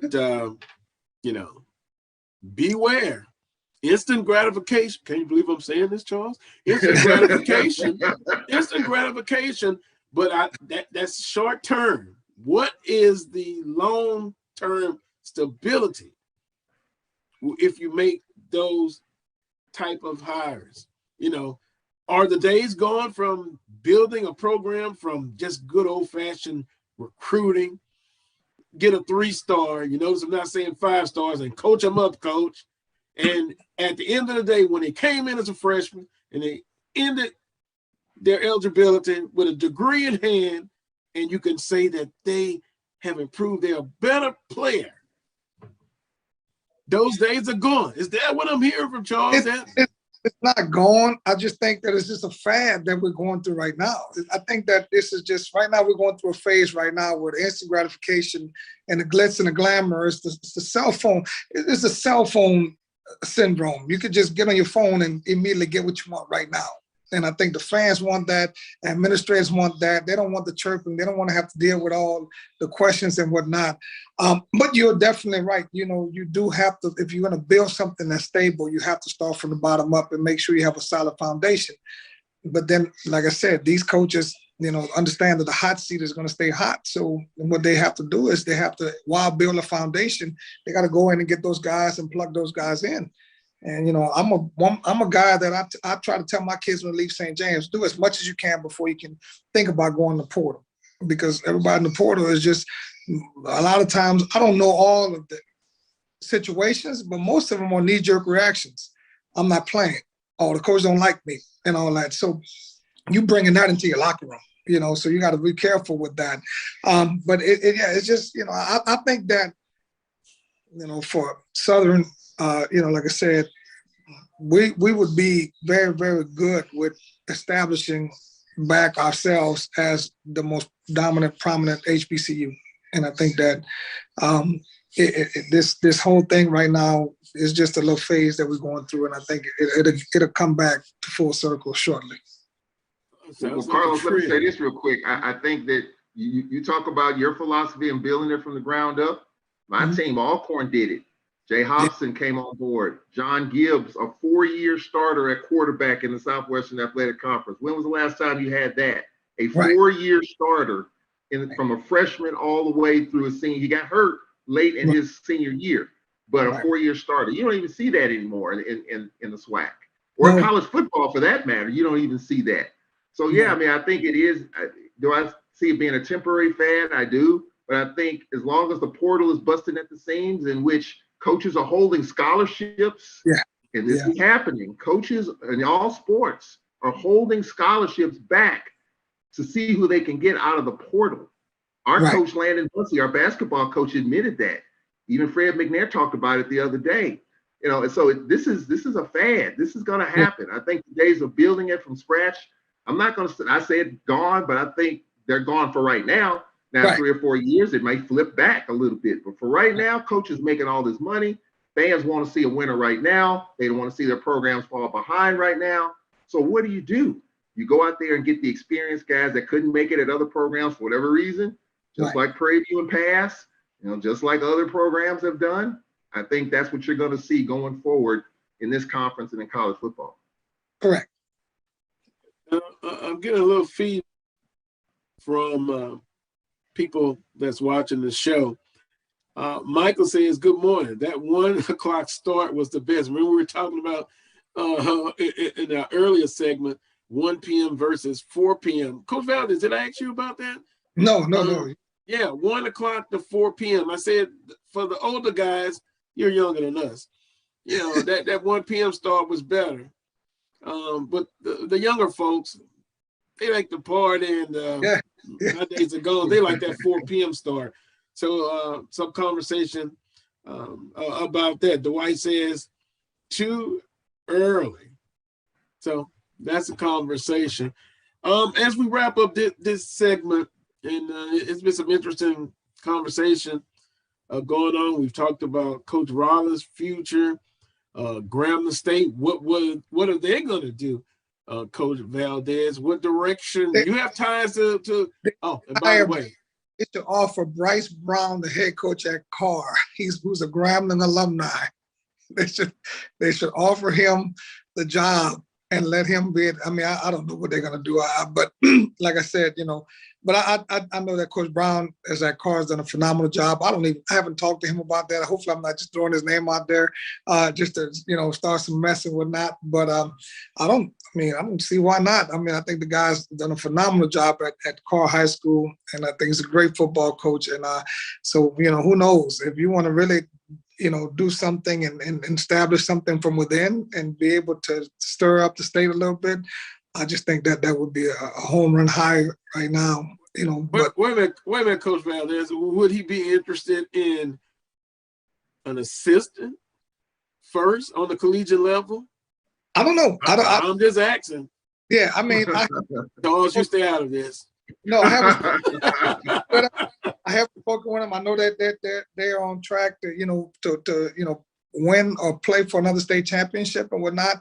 I just, like I said, when you look at Grambling and you look at them having to rebrand themselves a little bit, you've moved on from the Broderick 5, era, and you have to, I think they have to rebrand themselves. I think they have to make a splash in the state of Louisiana. I mean, not a celebrity type of hire, but just you gotta get the state to fall back in love with you. And I think that, what's happening with Grambling is that, their fan base is not young. Their fan base is a little bit older, and you have to gravitate to the youth and kind of rebrand yourself. That's what, from the outside looking in. I don't know, Mr. Charles, you may have more input into that than I do. Yeah, I mean, look, I was on a Zoom call a few months ago, well, right before the season started, and with a bunch of Gramblinites, some older than me, the old money, as they say, and they said then a change should have been made over the summer. Broderick 5's time was done. This was even before the season started. And I'm like, man, look, he's got a new offense. Let's just see how it all unfolds. And we all see now how it all unfolded. But you are right. I mean, I think you're looking at generational type things too. The old money, the old alums, the old boosters and supporters, they got the money and they can make things happen. They can shake things out. And I think that's, even the Jaguar Nation. I mean, I think that, I think for fan bases all over the country, you got those boosters and supporters, a lot of old folks with money. They're the ones that are kind of making some of these decisions behind the scenes. The rumor of Fobbs being bought out, I think that, I don't know if that's the case or not, but that's out there. Or otherwise, he probably would be coaching in this game today, probably. So I think that's another thing you got to kind of throw out there.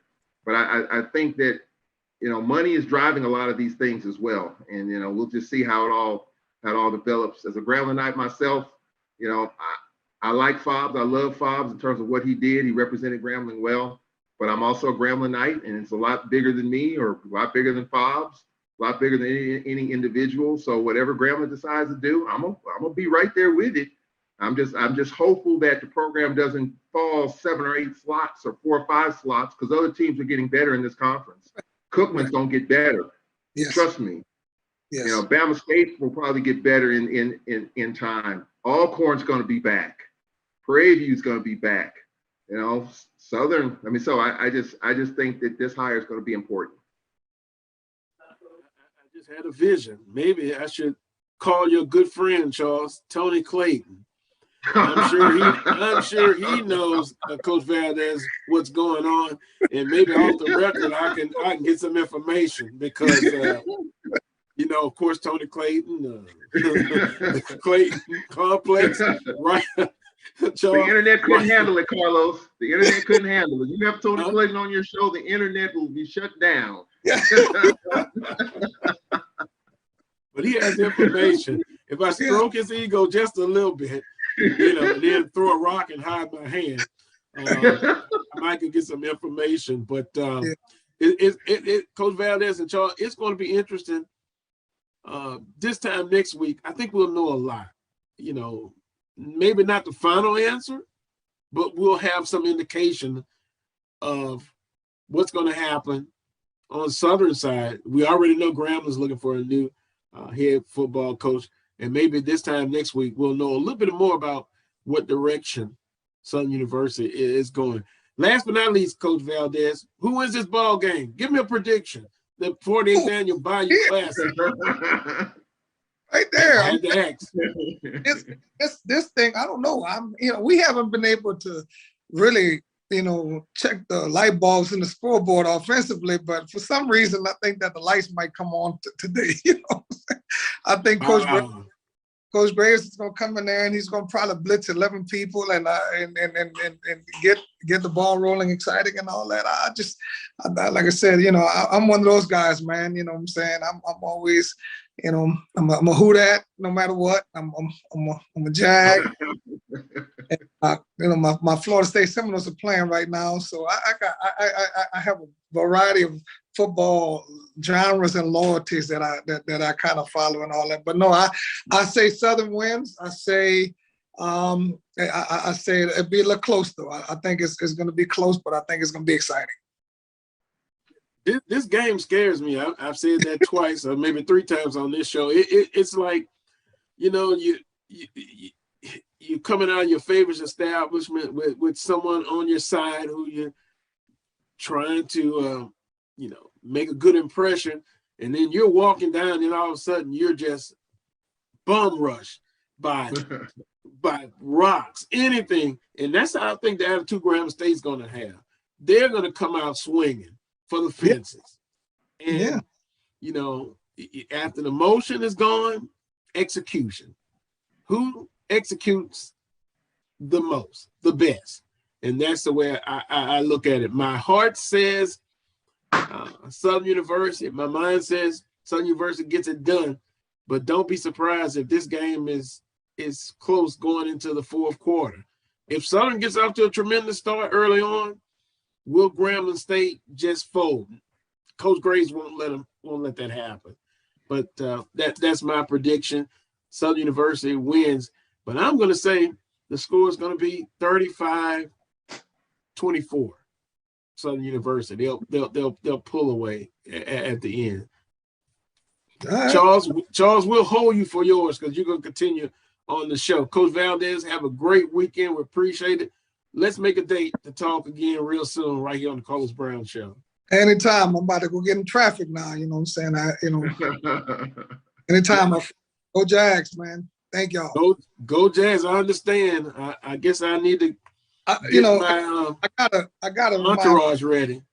I got kids on both teams, so you know, but I can't be impartial with my loyalties, and they're gonna just like Prairie View. And Jason Dumas was one of my players, should be the SWAC Defensive Player of the Year. But Jason Dumas already knows, you know, hey man, I'm rooting for the Jags. You know, I'm gonna cheer for you any other time, you know, but I'm going for But good luck, guys. Thank y'all. Thank you, Coach Valdez. We're going to take a break. We're going to see now if we could catch up after this break with Brandon B.J. Jones. We kind of went over. I specifically want to talk with him about Alabama State. You know, B.J.'s father is a big Alabama State alumnus. And, you know, I wish Alabama State the best, Charles, but that, I'm telling you, that caught me. That was a haymaker. I'm down, and I don't think I'm making to the count of 8 in a boxing match. Political, bizarre, that's some of the words. But at the end of the day, we kind of talked about in this last segment, that's the trend. But I hope the hell it doesn't happen in Baton Rouge. Because if it does, I mean, one side will have to say you got to be supportive. But the other side, it'll be like two spirits, one evil, one good, fighting in my body. But that's just me. And I understand I'm probably in the minority. But we'll hold those comments for BJ. Take a time out. You're watching the Carlos Brown Show on the Black College Sports Network. Your ad could be ran here. MyJBN.com/support. MyJBN.com/support for more information. Majesty is a premium health and wellness tea line focused on bringing delicious yet healthy tea blends to the community. Filled with an abundance of vitamins and antioxidants, we work to blend teas with exotic spices and fruits to produce scrumptious and wholesome beverages. So check us out at mymajesties.com. That's MyMajesties.com. My Majesties, an Urban Passport member.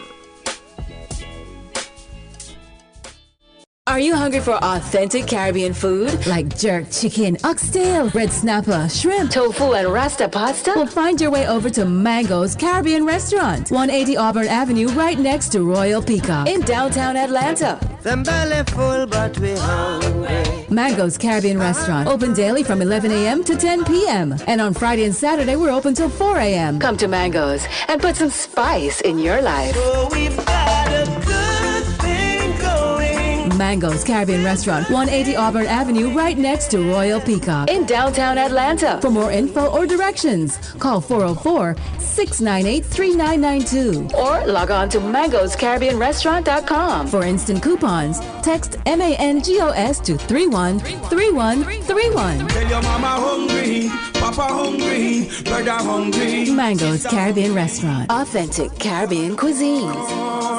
Open up the door, tell your mama hungry. Follow the Black College Sports Network on social media at MyBCSN1, the number 1, on Facebook, Instagram, and Twitter at MyBCSN1. Support the Black College Sports Network so we can continue to provide you coverage. Go to myjbn.com/support and be a part of the Black College Sports Network. The Cuvée Group is a Florida-based marketing and training consulting firm.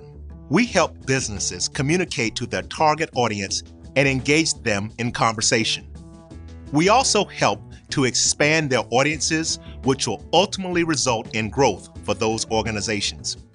In addition to being a certified constant contact specialist, my colleagues and I are also certified in John Maxwell Leadership Principles. We use these proven principles to conduct workshops, training, and private coaching sessions for individuals and companies looking to take things to the next level.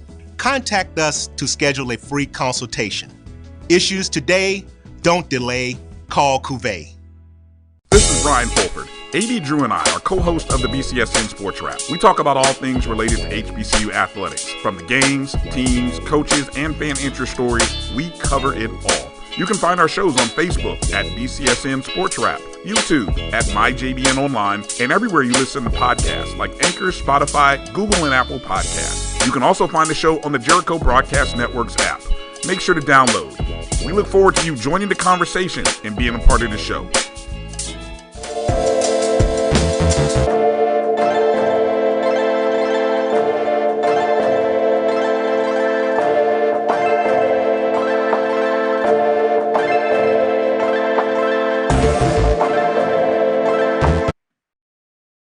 Welcome back to this week's edition of the Coles Brown Show, exclusively right here on the Black College Sports Network.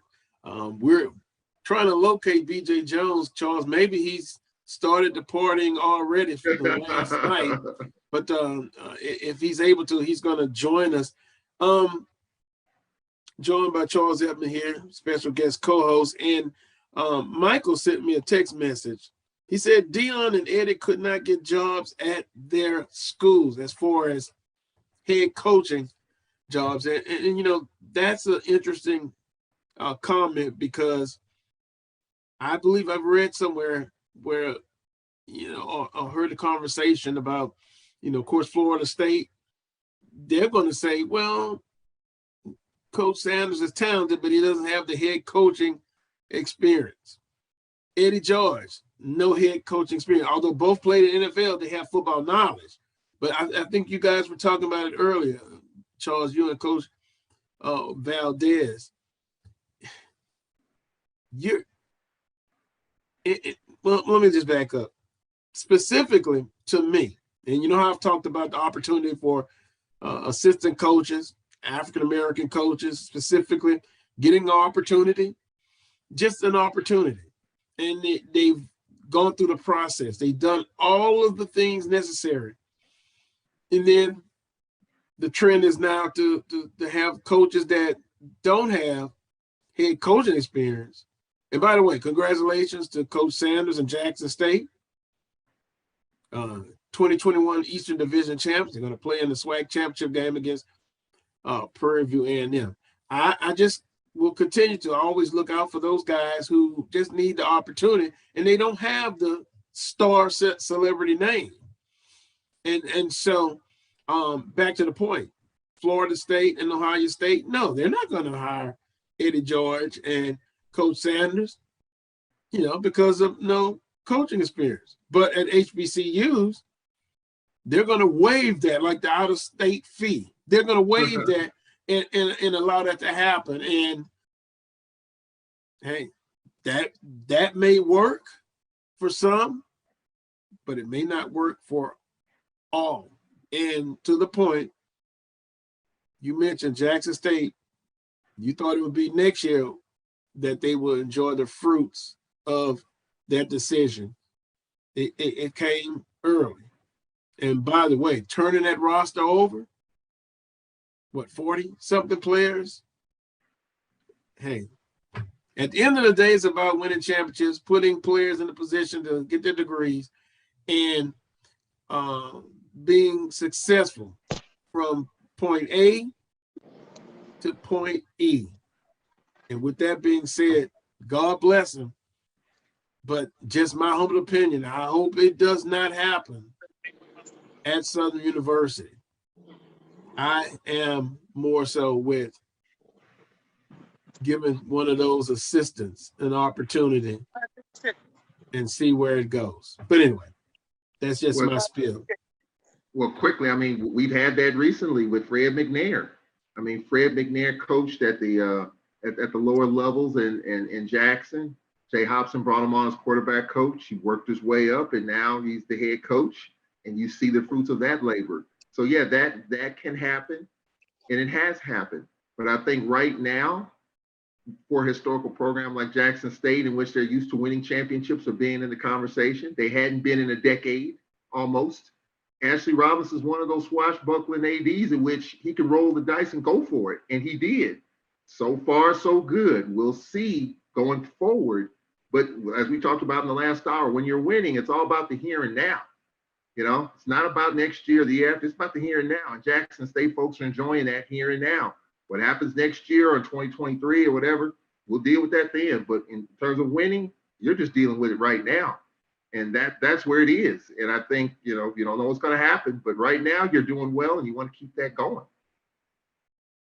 But I would be charged with tampering if I gauge the interest of Coach McNair if Southern decides to go in a different direction. Would that be tampering?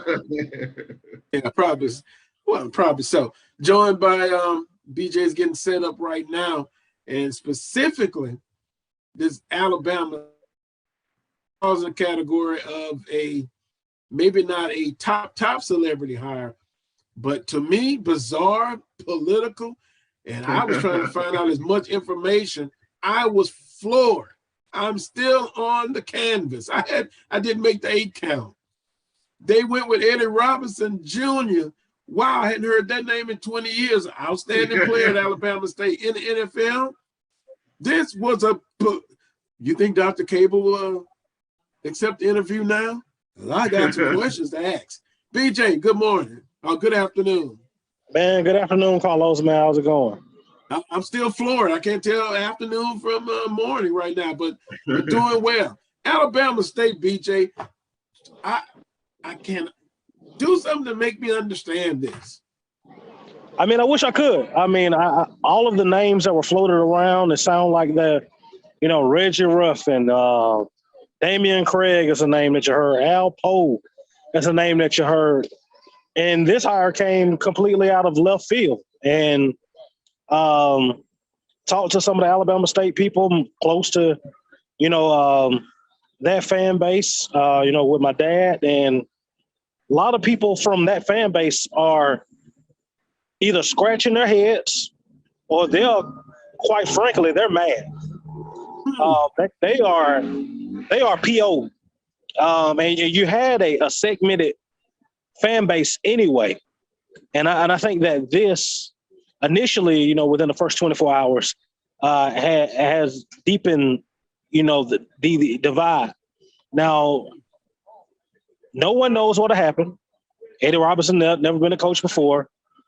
It's very important for him to come out and start fast, because the question that's being thrown around now, are we about the politics or are we about the business of winning? Because this hire, you're hearing the words political hire. You're hearing those words and not the X's and O's and the wins and losses. So we'll see how things play out down there in Montgomery, Alabama. Charles, you know, I know it's tough being a director of athletics. You know, I've talked to Coach Banks, the AD at Southern University, and on the show, multiple shows, and he talked about having the direct hire capability. I know you have committees, right, that are included in the process. But once again, you talk about Florida, but hey, I wish Alabama State the best, and hopefully that divide won't grow. And my advice would be, from the outside looking in, Coach Robinson Jr. probably needs to come out smoking, and winning will help ease some of the divide. I think so. I mean, absolutely. I mean, you could just tell by the timeline that, a day after the Turkey Day Classic, they make this announcement. And so that tells you, to me, that this was already a done deal. This was signed, sealed, delivered. How long ago? BJ probably would know that. Maybe a week ago, this thing was locked up. On social media, you kind of hear names leaking out. You didn't hear Eddie Robinson Jr.'s name come out at all on social, because people know, Football Scoop and these other entities, they know the inside workings of this stuff. So for this to happen, and it caught everyone off guard, Alabama State, they kept it close to the vest throughout the whole process. And so that tells you a lot right there in terms of how it went down, that it was already a done deal.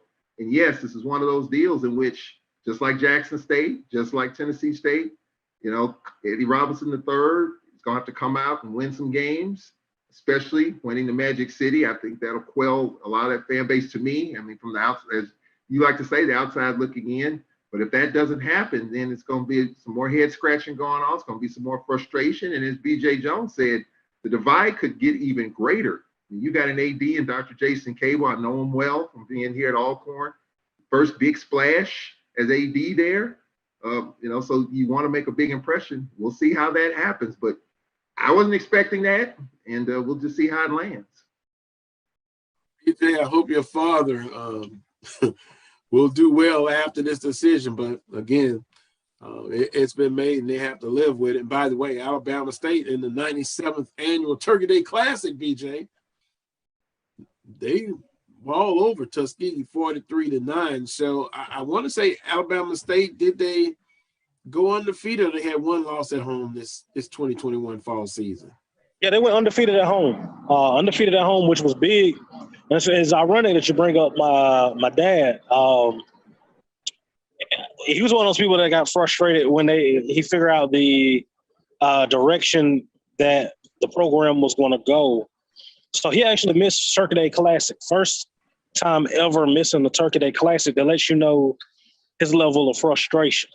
Right. Wow. So that kind of gives you an example of just how this hire has gone over with some. You have a portion that's excited, that's happy. We got our guy. And then you have a portion of the fan base that's like, let's wait and see. And then you got a portion of the fan base, to be honest with you, Carlos, they're pissed off. Sounds like the Southern fans base, typical fan base. I mean, if you think the fans are fanatics, alums, they are passionate, and they want instant gratification, they want to win. And I must admit, me personally, patience is something, as far as Southern University athletics, maybe I have to work on.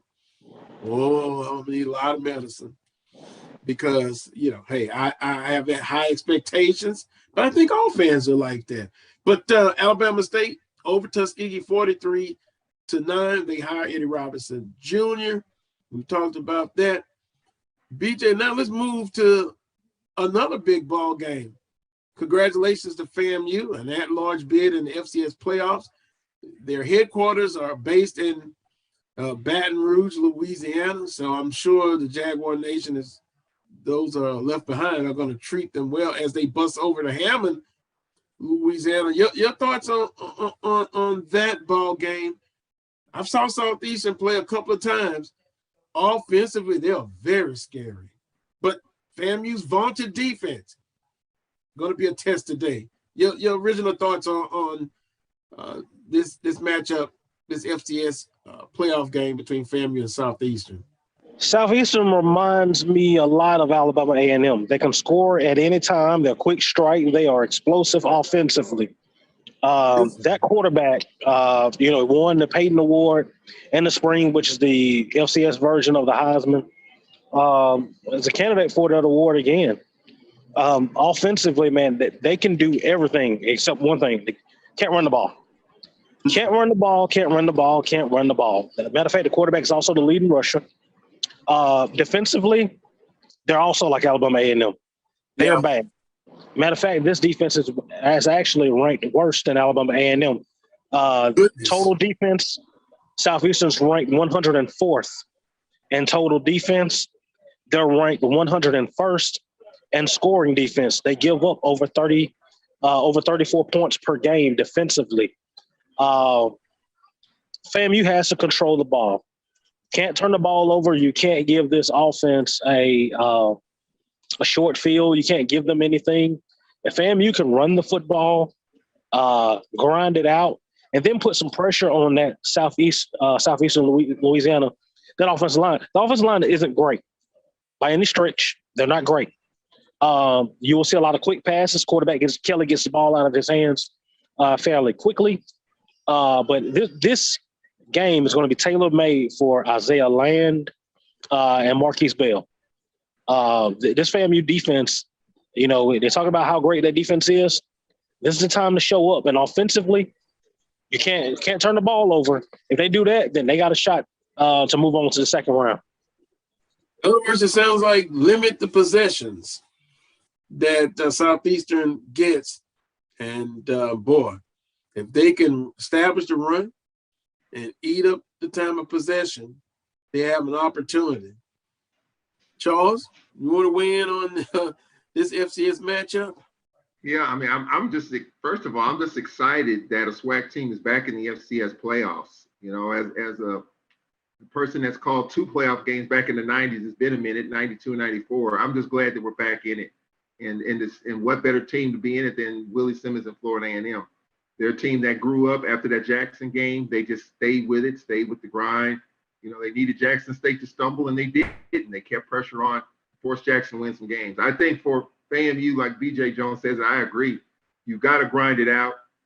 Special teams, it's going to be critical. You talk about flipping the field. FAMU can't give up big plays on special teams. That can't happen. And special teams is going to be one of those things that gets exploited in a postseason game. I've seen that. But I think if their defense can stand tall, get pressure, and if their offense can continue to do what they've been, I think it'll be a great football game. One thing they cannot allow happen, though, there's going to probably be some calls that are going to be going against the visiting team that they can't get discombobulated. And I think that's something that you got to pay attention to as well. You got to play with a lot of poise in the postseason because no one expects you to win that type of game in that type of environment. So I think for FAMU, if there's a guy that can get it done, it's Willie Simmons in these type of situations. Yeah, because we've seen the history with FCS teams of late from the Southwestern Athletic Conference. It's been a while since they've been participating in the playoffs. And then BJ FAMU wins the 1978 FCS, but I think it was 4 teams back during that time. But, I don't see much of a debate as, going to the playoffs versus not. We know from a monetary standpoint, it's tough. But I think the consensus is, BJ, that most of our fans are just happy to see FAMU have an opportunity to play in the FCS playoffs. Oh, yeah, absolutely. I think that this is big for the conference.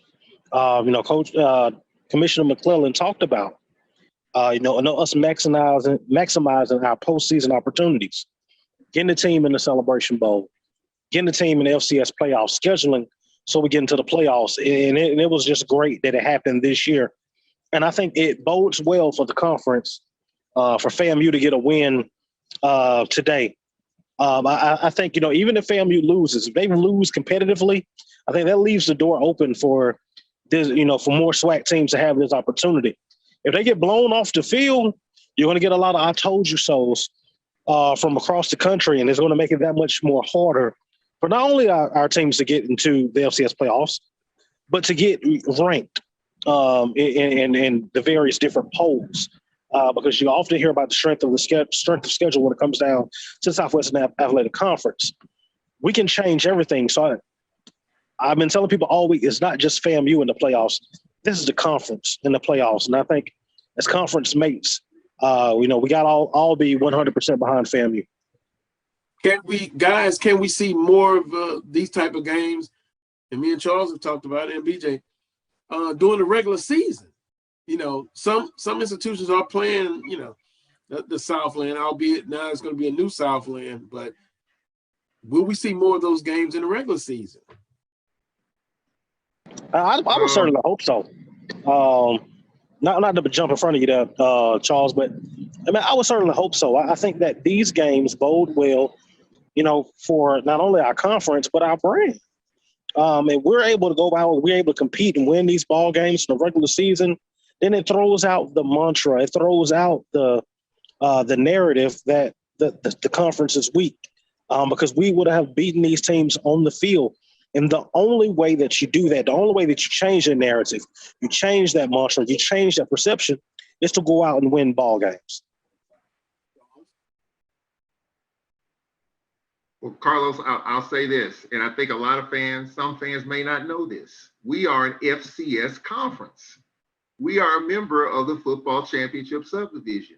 So why not, if your team is not in the Celebration Bowl, why not go out and prove that you're the best in the FCS? And there's only one way to do that: participate in the FCS playoffs. And I think and let's go back, the commissioner has gone on record. I've talked to him at Media Day in terms of the financials with participating in the playoffs. And he told me there is no financial incentive, whether you host a playoff game or whether you go to North Dakota State or Stephen F. Austin or Southeastern. Money is not there, okay? That's not going to happen. And even 30 years later, we talked about it. 30 years ago, we talked about it. We're talking about it now. There's no financial incentive there. And I think that's what's upsetting the fans. Like, why are we going to do this when you're not getting any money for it?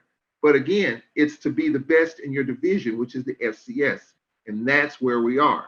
Now, to answer your question on whether or not we're going to play those teams in the regular season, we played Northwestern State this year.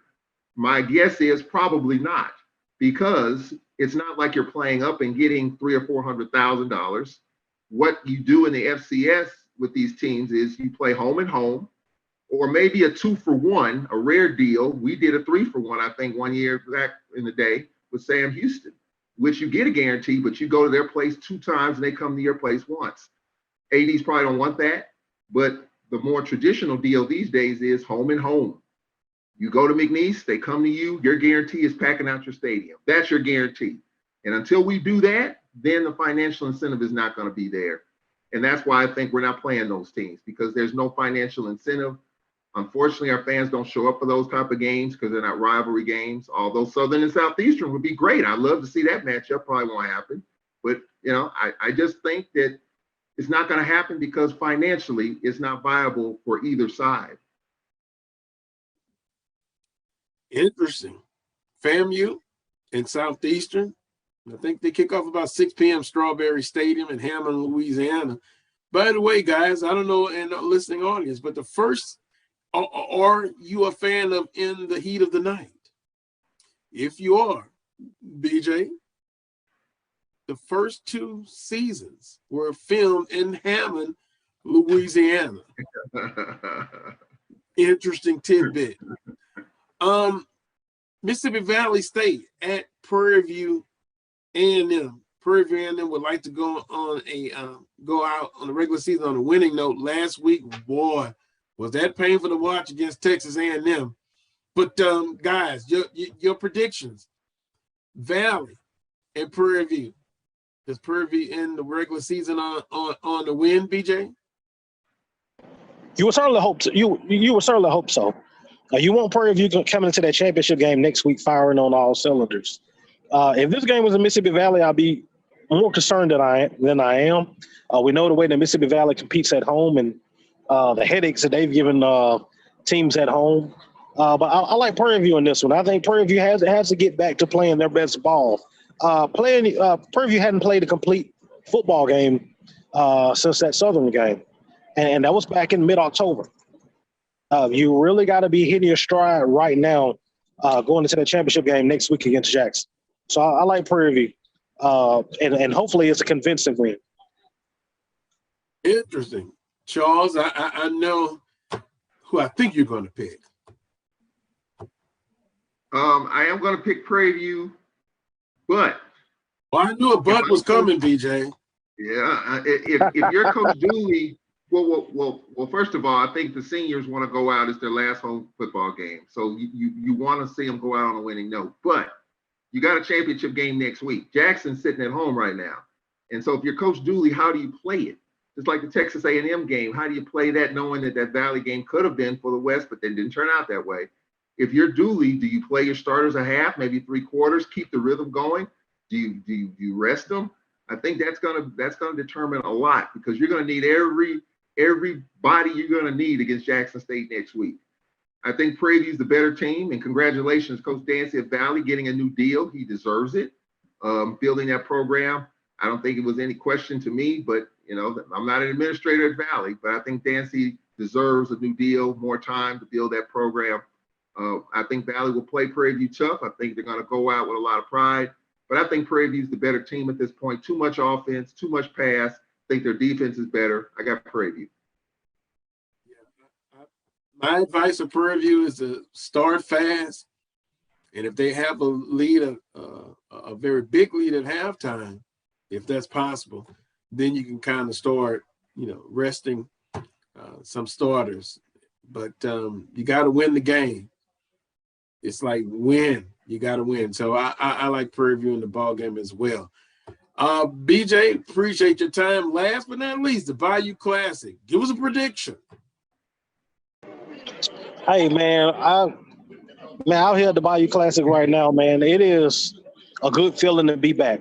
Not having this in 2020 due to COVID, I was a little bit worried about the environment, but I'm gonna tell you, Carlos, it's back.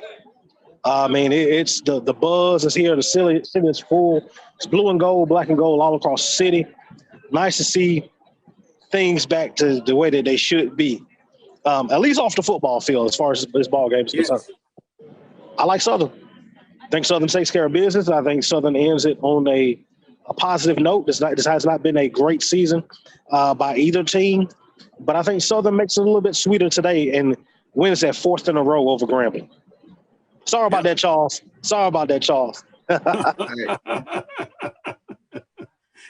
Hey, they've won 3 in a row as far as Southern University. And by the way, those who are watching, Chad says Southern by 13.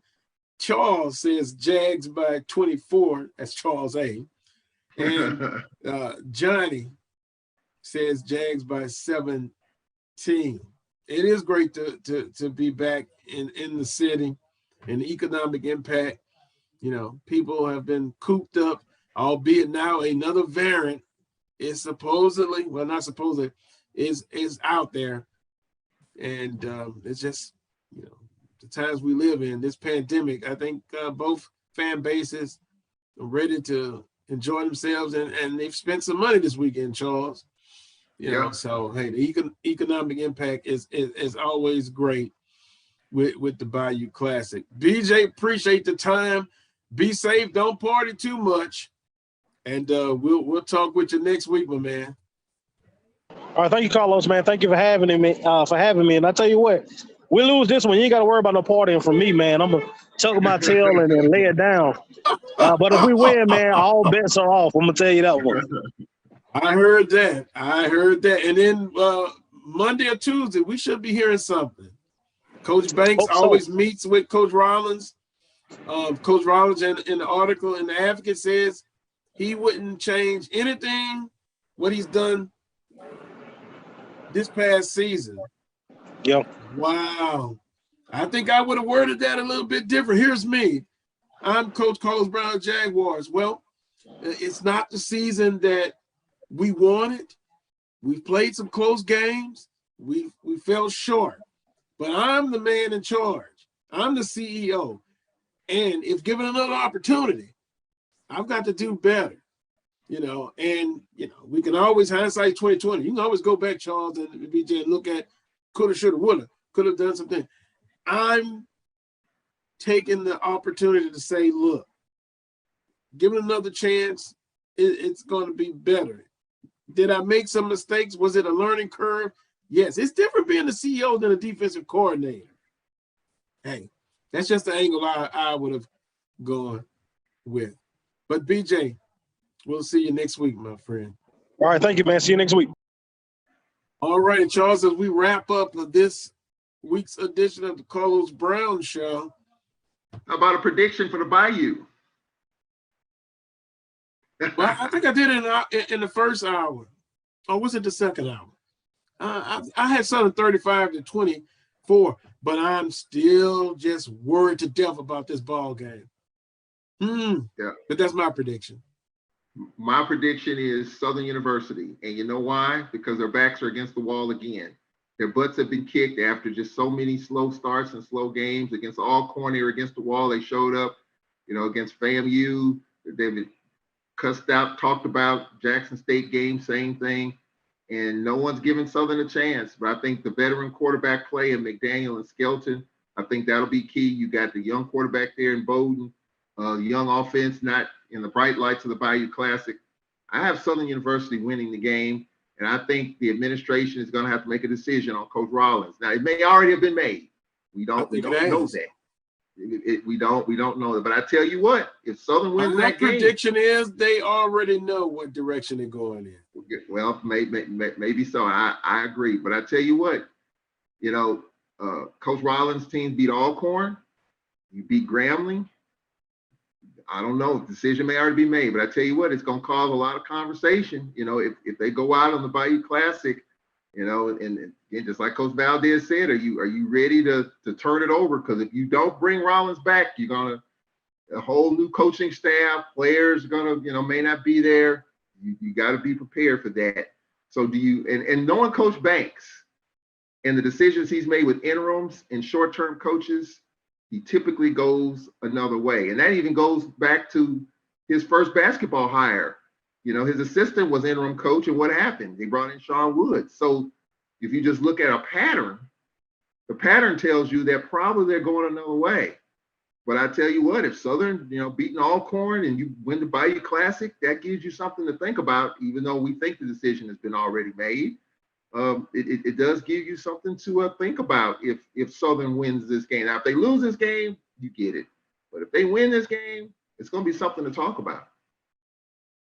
I look back at the Texas Southern, and when we look back at whatever decision is made, if it goes Rollins not back, that will be the first two nails in the coffin. That Texas Southern ball game, which, hey, I understand, controversial call, can't get 2 yards, a yard on 2 occasions. Offensively, not scoring enough points in the second half. Defensively, as of late, they've played better, but that Texas, Charles, I was so pissed off, I was hot as fish grease. If I was the director of athletics, after that ball game, the defensive coordinator would have been let go. And that's just the emotional part of me, but I know it's not based on emotions. You got to do what's best for the program. And that's simply, fans, the big question as far as Southern University. Do you, and I'll use Charles' term, blow it up? I wouldn't use that term to blow it up, but move in another direction. You remember that? Or do you forge ahead and gamble on Coach Rollins being able to right the ship? Maybe 3 or 4 wins would have made the difference. Southern has a losing season regardless, whether they win or lose. But boy, expectations and unacceptable to have a losing season. So do wins over Alcorn and Grambling override the tough losses to Prairie View, FAMU, and Jackson State? Yeah, I'm glad. I'm glad that they defeated Alcorn, got that monkey off the back. But you had 4 prime home games that you didn't even play 500 against those 4 teams. And then throwing in a McNeese, the game we're talking about, when we're talking about winning those type of games, you're winning at half. It's more disappointment. You have the talent, but the coaching, I think, failed them. Knowing your personnel, I guess.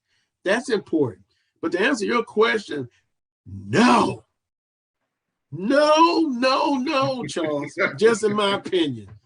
You know, if you win 2 of those 4 mega matchup games where you had outstanding crowds,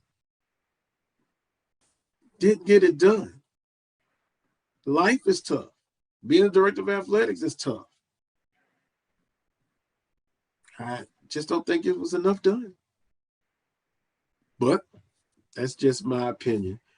Well, Charles, appreciate it as always. Safe travels back for you. And we didn't even get a chance to talk about the Saints, but it's just been a dismal year. Just dismal. And Sean Payton, I'm just not gonna say anything. That was horrible yesterday.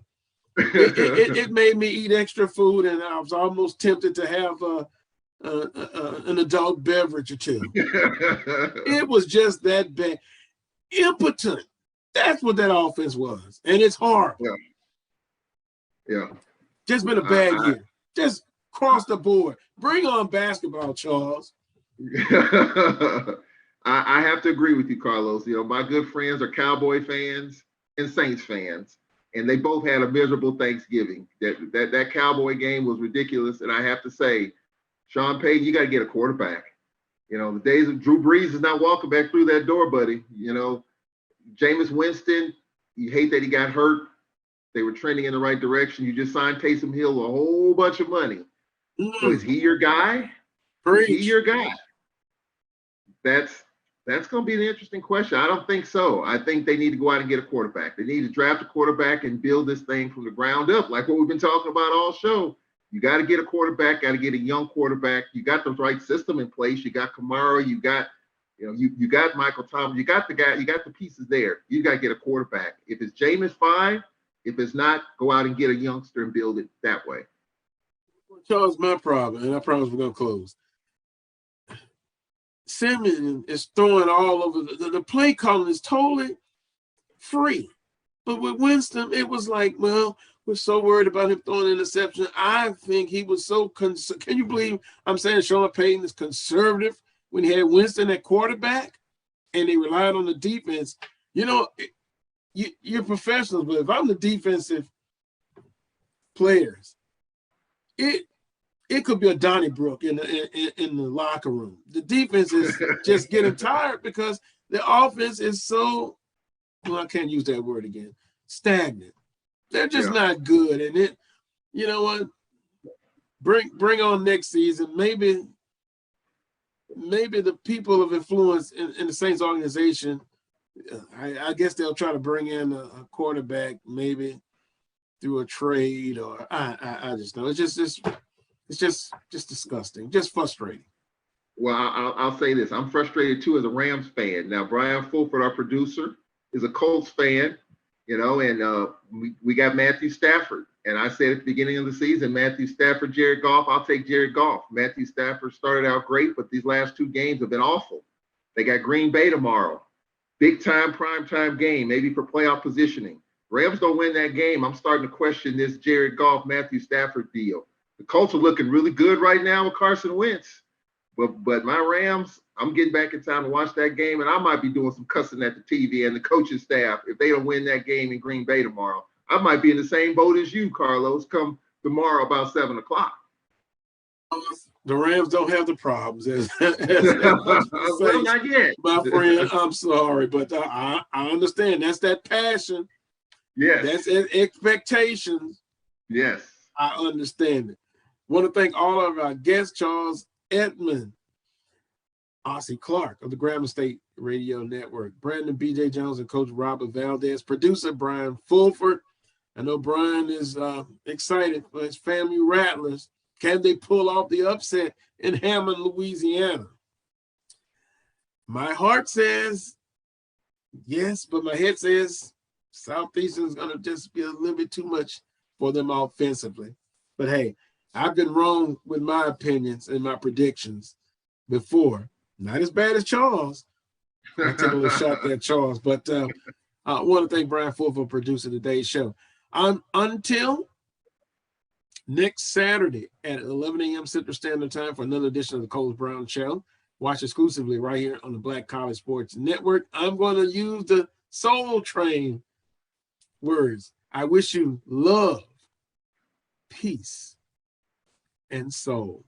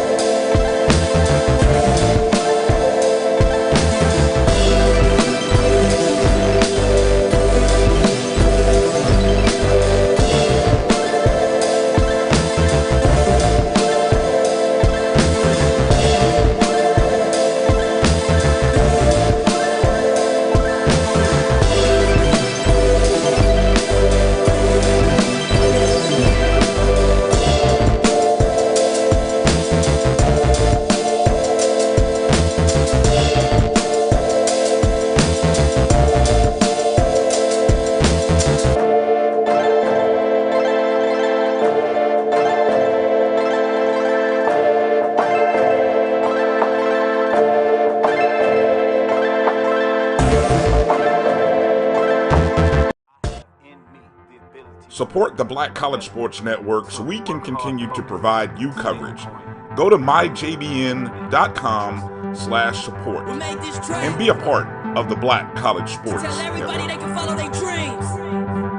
The Cuvée Group is a Florida-based marketing and training consulting firm. We help businesses communicate to their target audience and engage them in conversation. We also help to expand their audiences, which will ultimately result in growth for those organizations. In addition to being a certified constant contact specialist, my colleagues and I are also certified in John Maxwell Leadership Principles. We use these proven principles to conduct workshops, training, and private coaching sessions for individuals and companies looking to take things to the next level. Contact us to schedule a free consultation. Issues today, don't delay, call Cuvée.